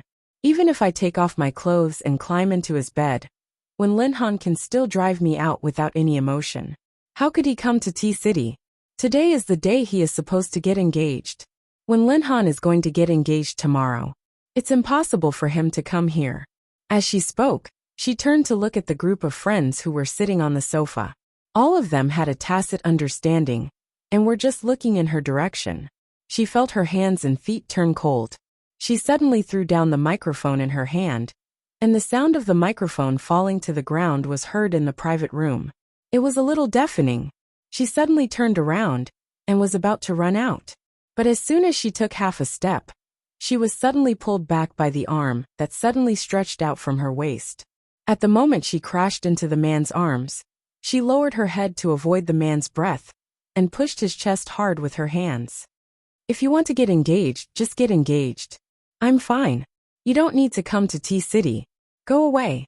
When Linhan looked down at the woman struggling in his arms and didn't speak, he just turned to look at the senior student sitting on the sofa, who had been with Wen Leching for many years. At the moment when the two men's eyes met, the people around seemed to feel that there were silent cold arrows shooting at them. Dr. Wen, Xiaoqing's personality has never been like this. Now that you've provoked her to this extent, isn't it too late to bring her back to the United States because of your conscience? The senior sat there with a slight smile on his face, but the smile didn't reach his eyes. Take a person who is allergic to alcohol to such a place, and let her drink like this. If I don't come now, do I have to wait for her to go into shock and stand in the emergency room, and wait for her to be pushed in? When Linhan held the woman firmly in his arms and looked at him coldly. Haven't you seen her when she is allergic to alcohol? Or don't you know how many years she hasn't drunk alcohol? The man who was called the senior student frowned. When did Xiaoqing start to have this symptom? The senior sitting next to her suddenly patted her head with a look of realization on her face. Oh, I forgot. Xiaoqing didn't have any allergies when she was still in school. Later, when she was hospitalized with a fracture, the new nurse on duty used the wrong medicine and overdosed, leaving her with severe allergies to alcohol and several drugs. You guys weren't around at that time, so not many people knew about this. Xiaoqing didn't say anything about it, but she really hasn't had any alcohol in the past few years. The group of people fell silent again, and only looked at Wen Linhan. Since Xiaoqing knew that she was allergic to alcohol, why did she drink so hard today? Was she trying to drink herself to death? Seeing Wen Leching held in Dr. Wen's arms, they were suddenly not sure what she wanted to do tonight. If no one found her symptoms later, if she left alone now and something happened to her, no one would know. Most of the people here were medical workers. Alcohol allergy could be fatal if it was serious. Let go of me. Wen Linhan, let go of me. Wen Leching was held in the man's arms, and her breathing was a little irregular. She pushed him with red eyes. I don't want you anymore. Do you hear me? Even if I drink myself to death here, I won't want you anymore. Leave me alone. Don't mess around. Wait until you sober up. When Linhan looked at the woman in his arms whose cheeks were red because of breathing difficulties. Go to the hospital for desensitization injection and gastric lavage. You will have an accident. I don't want to go. I don't want to go. I'm a doctor myself. I know what I'm doing. Don't worry about me. Wen Leching pushed him. Don't show up again. Don't show up again. I promise I won't pester you, or beg you to look at me again. You can marry whoever you want. I'll pretend that I never had you as my brother. My life or death has nothing to do with you. When Linhan slowly frowned and warned in a low voice, don't make trouble again. Wen Leching looked at him with red eyes, but didn't speak. She just stared at him. If her eyes could kill, she would cut him into pieces. In fact, many people didn't understand. Wen Linhan had always been very good to Wen Leching, his sister, but since the accident when she was 16 years old, since she began to put him in her heart, he began to keep a distance. For so many years, Wen Leching had changed from a princess in a honeypot to a bitter little lotus for him. No matter what she did, she couldn't move him. Wen Linhan's heart was probably made of cold iron, just like his name. So he threw Wen Leching's passionate heart to the ground again and again, trampled and crushed it mercilessly. I'm not making trouble. Wen Luqing seemed to see that he didn't believe her words at all. So she simply stopped struggling and calmed down in his arms. Looking into his cold eyes, she said, "Every word I said just now is true, Wen Linhan. There are so many warm people around me, but I nailed myself to you for so many years. When you chose to be engaged to another woman, I should have pulled myself out." This scene, the people in the private room silently stood up and slipped out, leaving the large private room to the two of them. Seeing that some readers mentioned that they wanted to see the story of this couple, I can insert a small part in the existing part of the story. In this way, it won't affect the direction of Nanheng Fengling's story, and it will only be interspersed according to the timeline of the story, and there won't be any mention of it. After all, the plot of T-City has already come to an end. Before and after the release of the update, there will be a lot of things that people want to see in the main plot. 4M.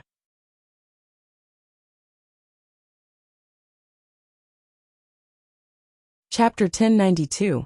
When Linhan pressed her shoulder and said solemnly, "Qing, you are in a bad mood, so you gave up a great opportunity in the United States and came to High City to be a guest professor. I don't blame you, but you are allergic to alcohol. Why did you come out to drink? Do you want to die or what?" When Luqing didn't speak, but struggled hard in his arms. In just a short while her neck was already red, and there were some dense red bumps. This was the early symptom of allergy. It was itchy and painful, and it was difficult for her to breathe.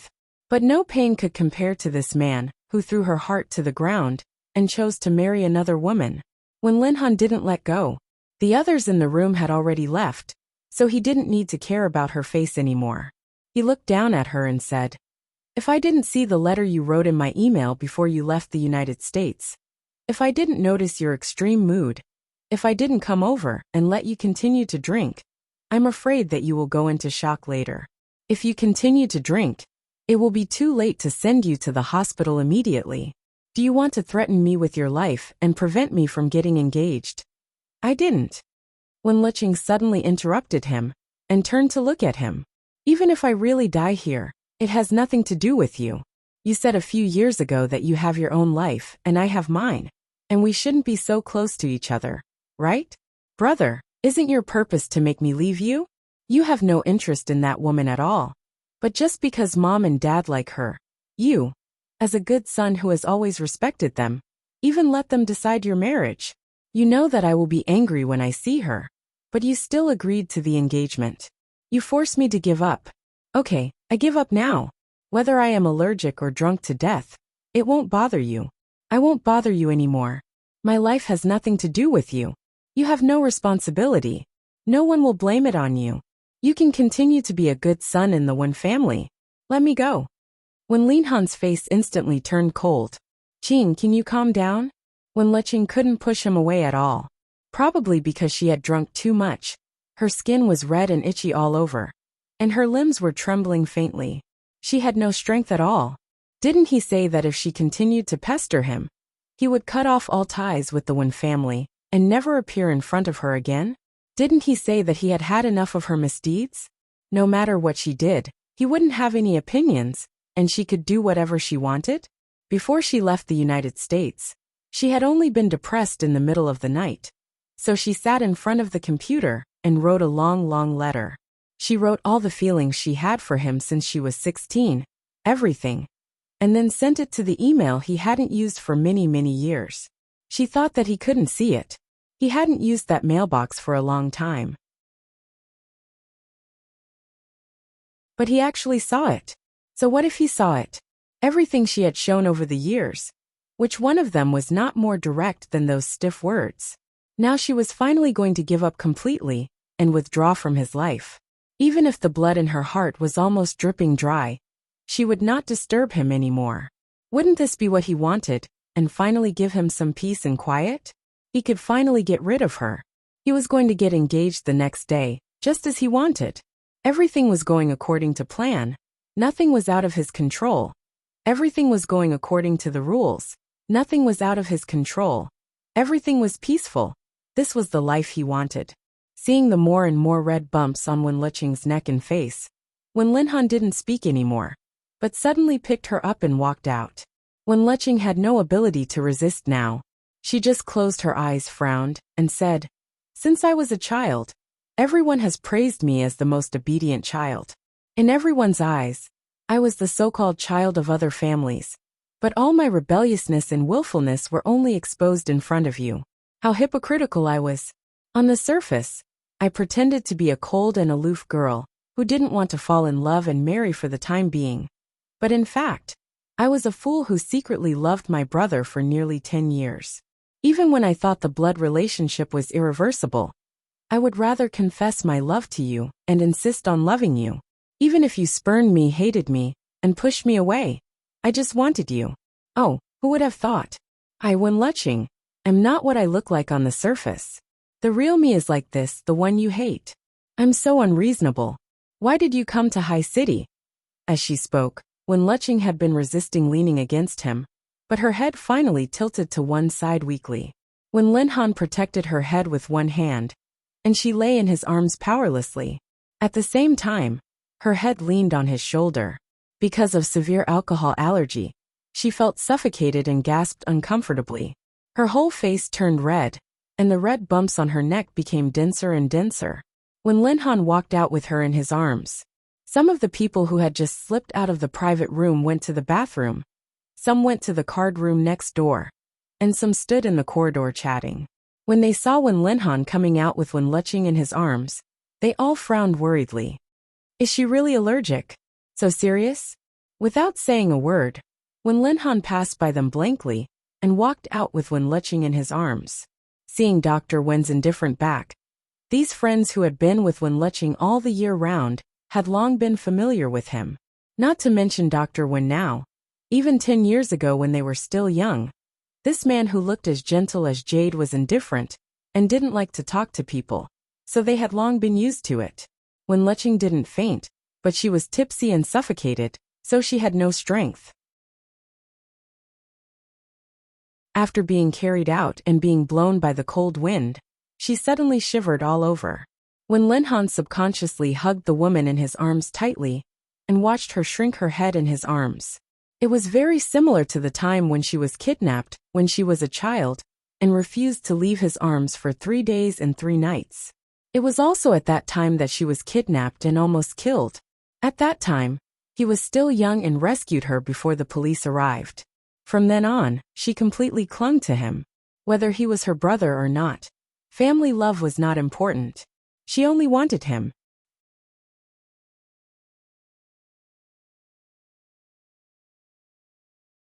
Chapter 1093.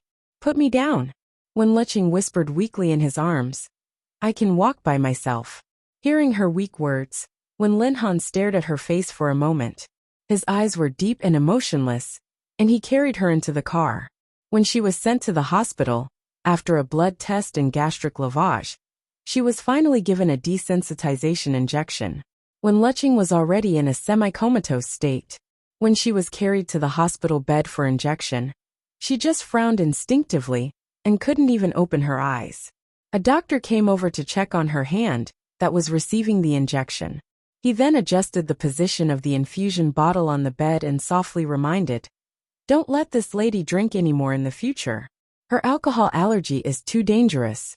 It's not a simple red and swollen allergy. If she's not sent to the hospital in time, even if she doesn't want to die, it may still have a big impact. If it's light, she may become paralyzed or disabled." "I know," Wen Linhan said lightly. "I'm a doctor." The doctor standing by the bed was stunned for a moment. Just now, when this man carried the lady into the hospital, what he said and the procedures for her treatment were all correct. No wonder he could calmly arrange the treatment process, even though she was already like this. It turned out that he was also a doctor. Since he was in the same profession, there was no need to say anything more.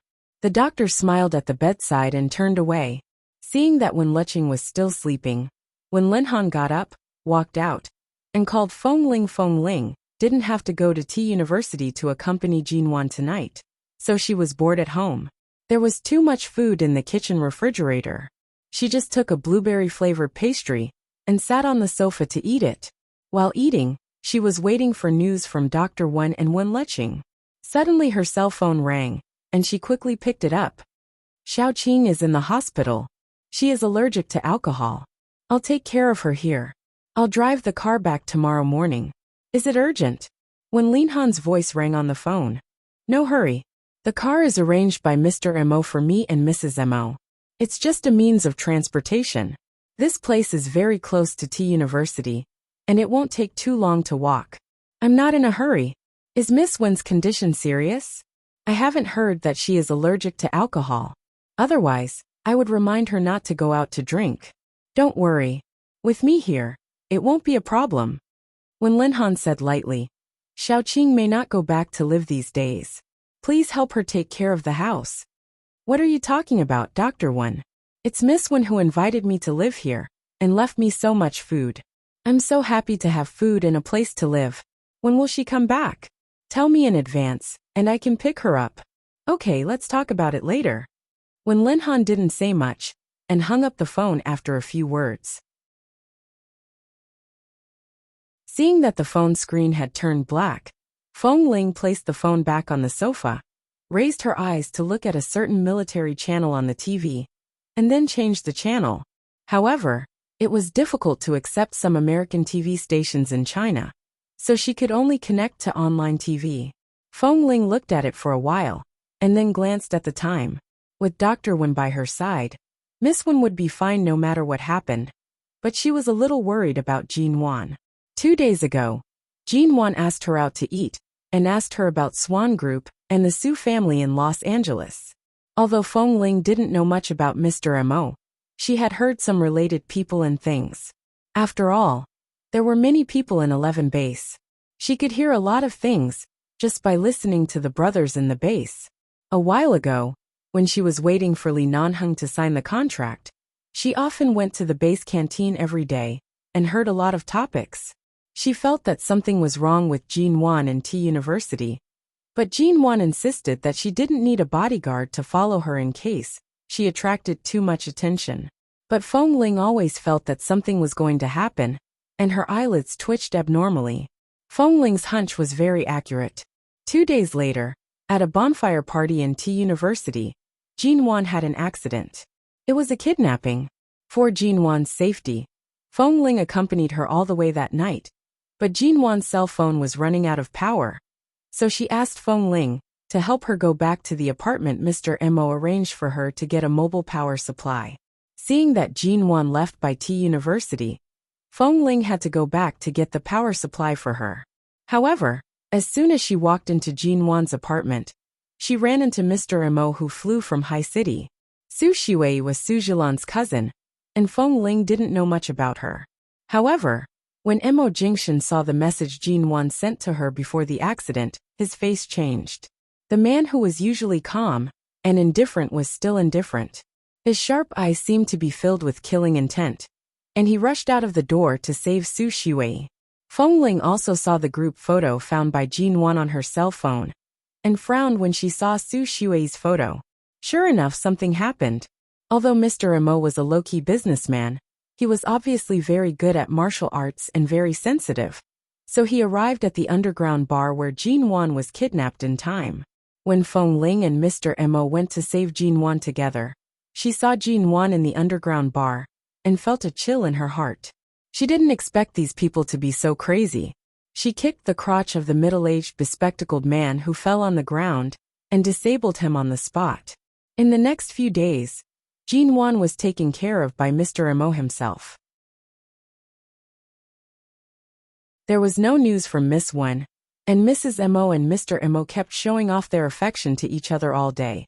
So Feng Ling had time to stare blankly in Wen Liqing's apartment. When she was in a daze, she felt the time ticking by and remembered that she had been in China for a while. Not to mention in High City, she had been in T City for a month. She didn't know whether Li Nanheng was really drunk or pretending to be drunk last time. But because she had nothing to do and it was too quiet around her, the words he said finally came to her mind again. It seemed that she hadn't seen Li Nanheng since that time. Some time ago, Mr. Mo occasionally mentioned that Li Nanheng was in the United States and hadn't come to China recently. Just when Feng Ling thought that her work in T City might be idle for a few more days, Mr. Mo suddenly asked her to accompany Jinwan to T University. In order to let her stay by Jinwan's side all the time, he specially arranged a place for her to transfer to T University. Mrs. Mo hadn't fully recovered from her injuries after being kidnapped. Feng Ling didn't expect that she would suddenly go back to T University. When she rushed to the apartment the next day, she felt a certain coldness and tension in the air as soon as she entered the door. Then she looked at Jinwan, who seemed to be in a panic and refused to give in. It was obvious that they had quarreled.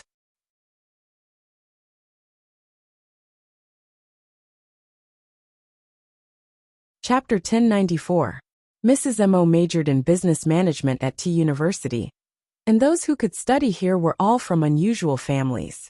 As a temporary transfer student, many people would talk about Feng Ling's background behind her back, but obviously no one could find out or get a result.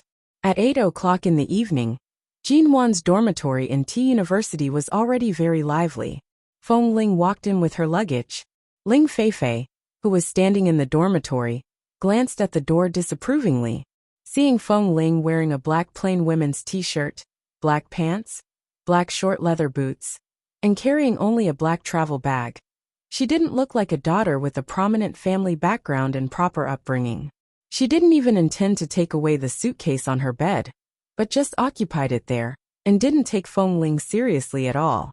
Hearing the conversation of these women in the dormitory, Feng Ling walked over expressionlessly and put the travel bag in her hand on the bed. When Ling Feifei stood up and was about to show off, Feng Ling directly kicked the pink suitcase occupying her bed down. "What are you doing?" Ling Feifei was startled, looked incredulously at the various clothes scattered from the suitcase, and scolded in a shrill voice. "How dare you kick my things? My suitcase and clothes are dirty. Can you afford to pay for it? You occupied my bed and wasted my time. Can you afford to pay for it?" Feng Ling asked with a frosty face. Then, under Ling Feifei's furious gaze, she sat down on the bed, didn't even look at her, and said coldly, "Feng Ling, short-range shooting coach of US 11 base, black belt in Taekwondo, and champion of the national women's boxing team. Please advise me."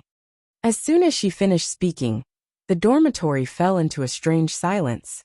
A group of women who would only haggle over trifles were all suppressed by Feng Ling's aura in an instant and couldn't make a sound.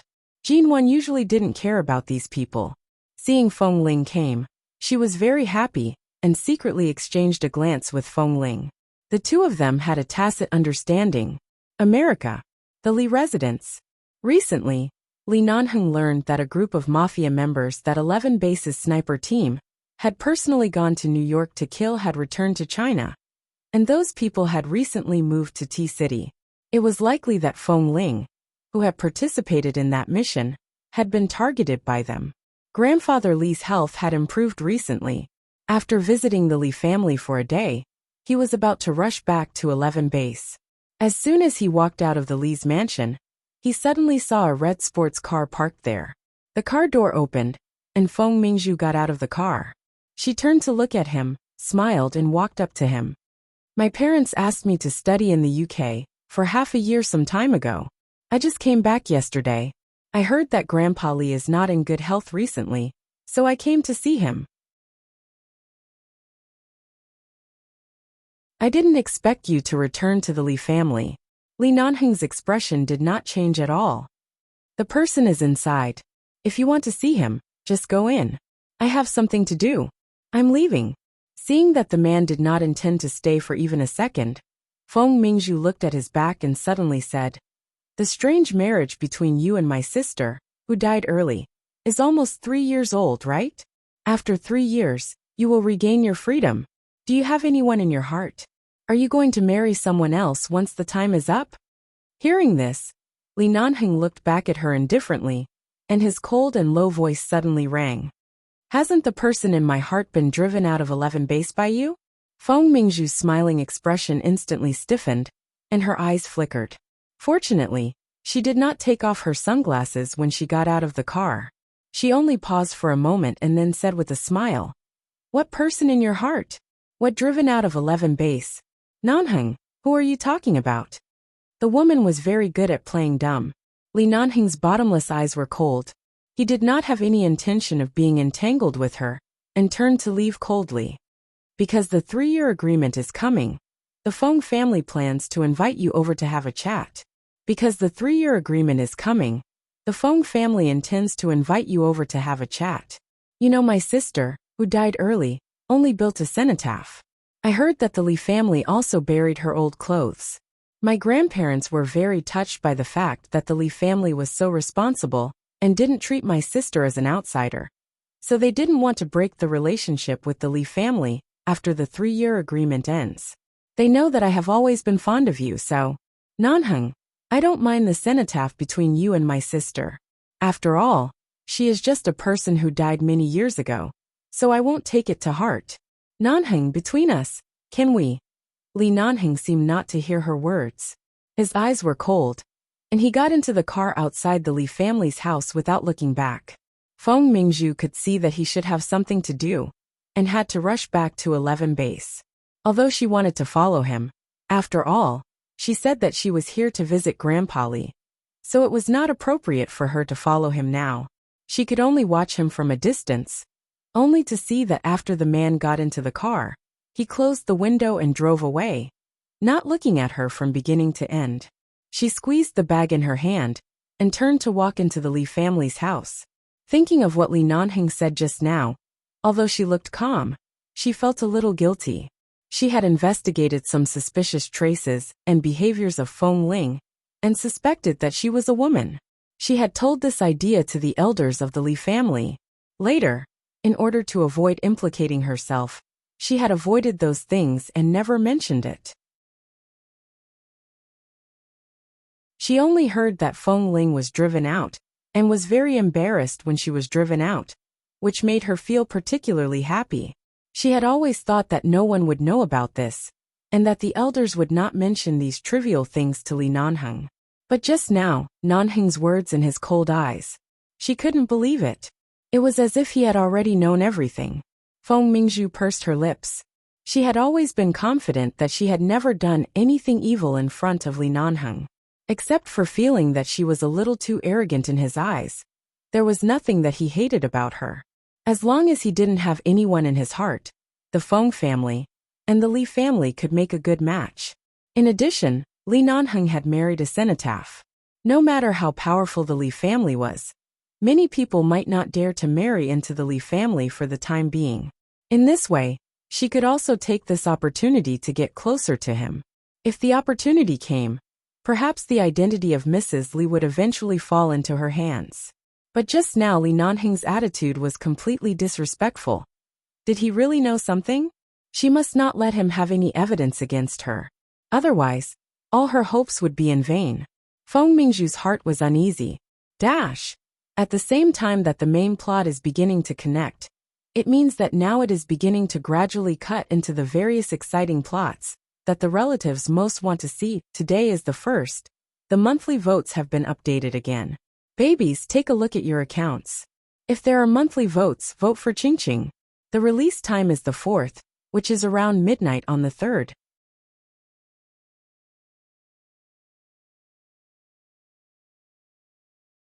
Chapter 1095. The Li family. Grandpa Li, Miss Feng is here. She said that she just came back from the UK and came to see you. Old Master Li leaned back on the recliner, raised his eyebrows and grunted. He turned to see the figure walking in from outside the door, and immediately smiled politely. It's really worth it for Mingzhu to call me Grandpa Li. If Grandpa is in trouble, you will definitely not ignore it. Unlike those in my family, who are usually busy in the Li Corporation, or simply on business trips around the world. They never said they would come back to visit me. Feng Mingzhu said with a smile. They're really busy. I couldn't come back in the first half of the year. I heard that you've been in the hospital for a long time, Grandpa Li. I heard that at your age, stroke is a hurdle. Once you pass this hurdle, you'll definitely live a long life. Grandpa Li, you can at least live with us for another 20 or 30 years. Grandfather Li immediately smiled. What a sweet talker. 20 or 30 years. I'm in my 80s now. It's enough that I can leave without any disease or pain. I don't want to lie in bed all day and can't go anywhere. It's really unnecessary to live like this. Feng Mingzhu sat by the bed and chatted with him for a while with a smile. It didn't take long for her to deliberately bring the topic to Nanheng and her little sister's cenotaph.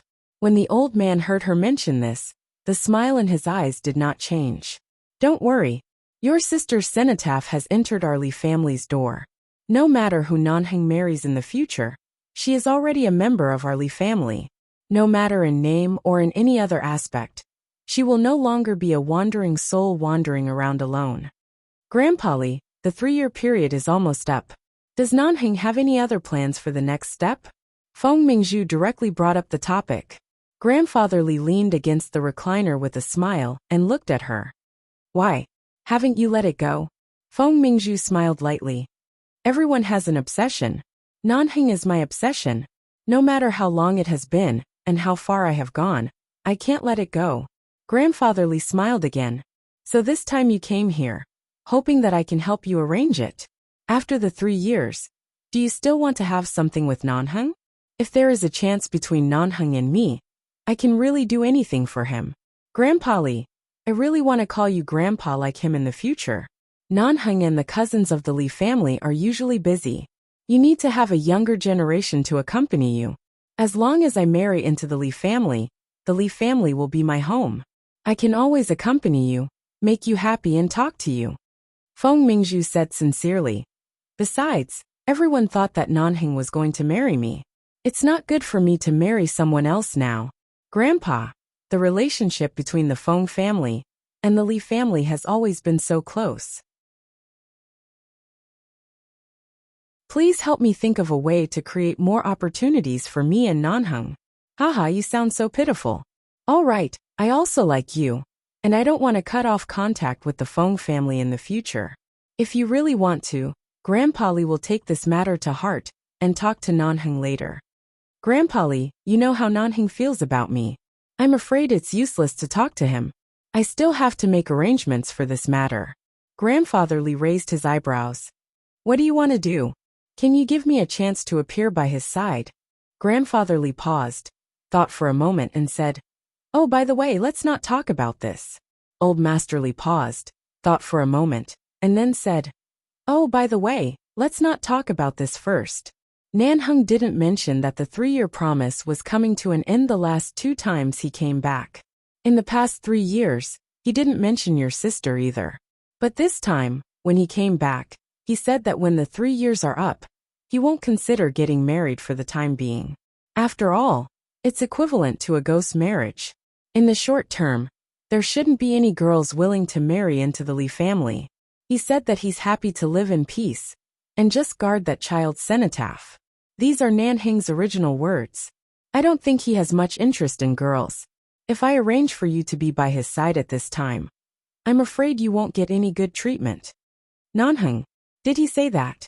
Didn't he also force himself to marry the cenotaph before? Has he been waiting for the 3-year agreement to end? He used to be reluctant, but recently I see that he doesn't force himself at all. He even goes to the ancestral hall to burn incense for his little wife, as if it's the new year. New Year. He seems to be in a good mood. I don't understand why he is so happy about burning incense for his little wife in the cenotaph. Grandfather Li said with a sigh and a smile. Grandfather Li sighed and smiled. But this is also good. At least it shows that Nanheng doesn't feel that your sister is a burden.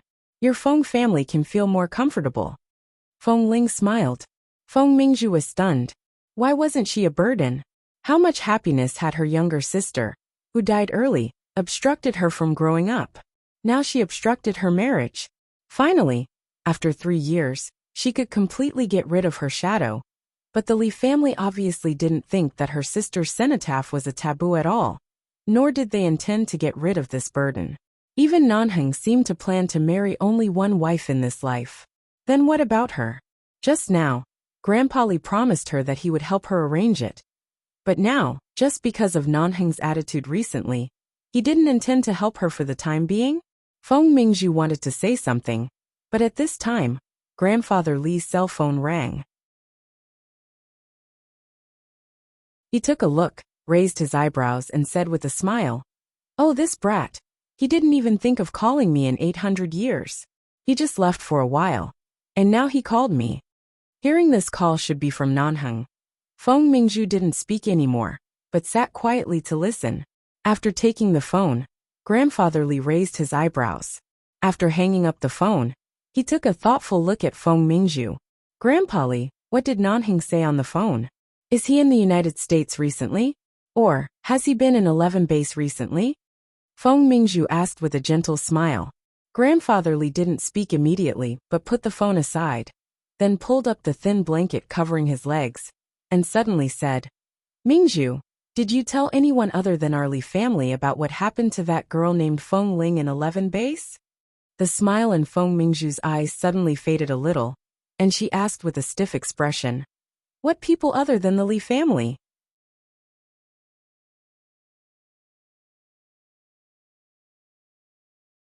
Chapter 1096. Seeing Feng Mingzhu's slightly guilty expression, Grandfather Li looked at her for a while without batting an eyelid. He closed his eyes and leaned against the recliner. All right, it's rare for you to come back from England. Go back to the Feng family to accompany your family. I'm tired. I want to be alone for a while. Feng Mingzhu clenched her back. Grandpa Li, go back. Grandfather Li didn't open his eyes to look at her. Seeing this, Feng Mingzhu didn't want to say anything more. She sat by the side for a while, trying to find an opportunity to talk. But seeing that Grandfather Li was really going to sleep, she had to get up and leave. When leaving the Li family's house, Feng Mingzhu hesitantly looked back at the large villa behind her, and suddenly felt a little uneasy. In the matter of marrying into the Li family, the biggest trump card in her hand had always been because the elders liked her. She had grown up in front of them, so they trusted and liked her very much. When she told on Feng Ling, they didn't ask her why she cared about 11 base, nor did they ask her why she targeted Feng Ling. But everyone knew that the elders of the Li family were very principled, especially when it came to the reputation of the family and the reputation of 11 base. No one could sway them.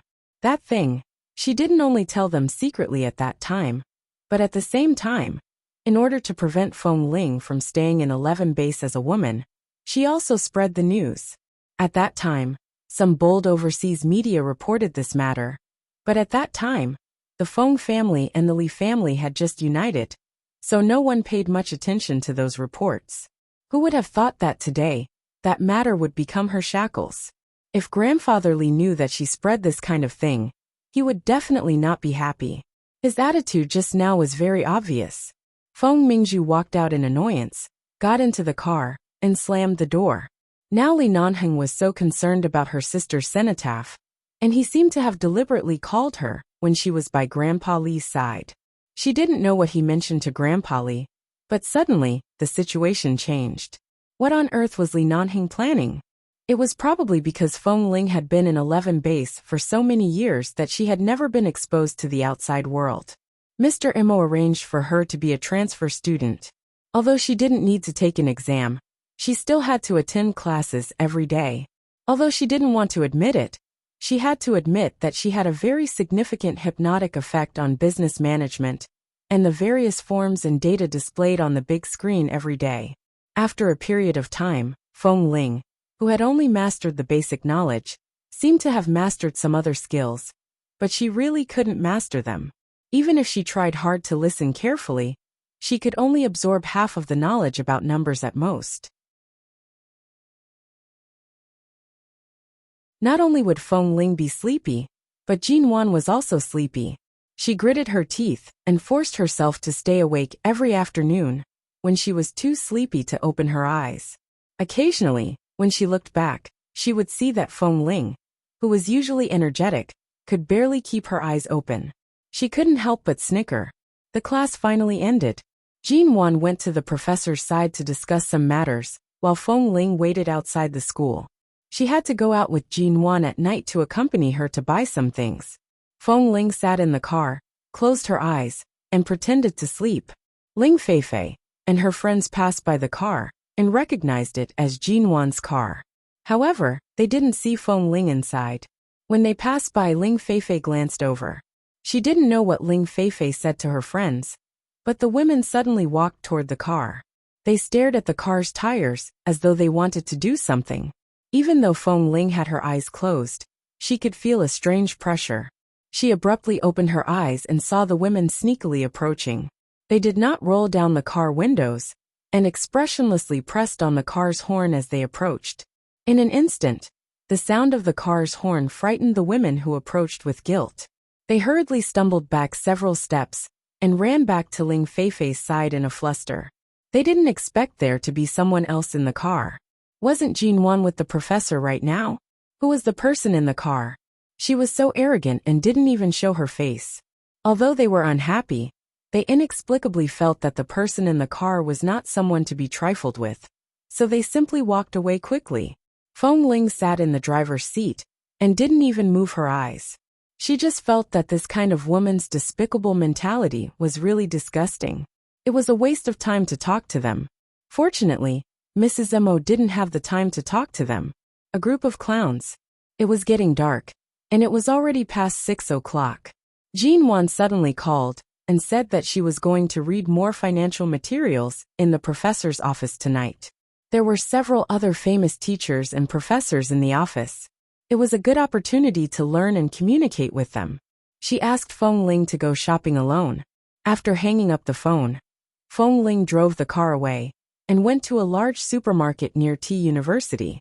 She bought a lot of things according to the list Jin Wan needed. Feng Ling walked out with 2 shopping bags in her hand, put them in the trunk, and opened the door to get in the car. When she drove back in the direction of T University, Feng Ling suddenly keenly noticed something wrong. She subconsciously raised her eyes to look at the rearview mirror and caught a glimpse of a black Mercedes-Benz following behind. She paused and suddenly changed the direction, drove into an alley at a fork in the road, got out of the alley, and changed to another route to go back. It was only a 10-minute journey, but she deliberately took a detour. After walking for nearly 20 minutes, she saw that the black Mercedes-Benz was still following her. If these people came to T City for Jin Wan, they should have gone directly to the vicinity of T University instead of deliberately following her car. Since they followed her like this, it was obvious that these people were coming for her. Every member of 11 Base would have a habitual psychological preparation. That is because they had faced too many terrorists in dangerous situations. One day in the future, they might meet someone seeking revenge on them on the street. Even though she had left 11 Base for so long, Feng Ling was not surprised by the sudden appearance of people following her. But now if these people were really coming for her, she had to stay away from Jin Wan in the next few days. Or if Jin Wan was implicated, Mr. Mo wouldn't be able to explain it. You're tuning in to the Li Mei's Wuxia Whispers YouTube channel. We're so grateful for your support. And don't forget to subscribe to join us on this incredible journey through captivating stories. Your generosity through donations truly makes a world of difference, as it's the primary source of revenue that allows me to expand and enhance this channel for you.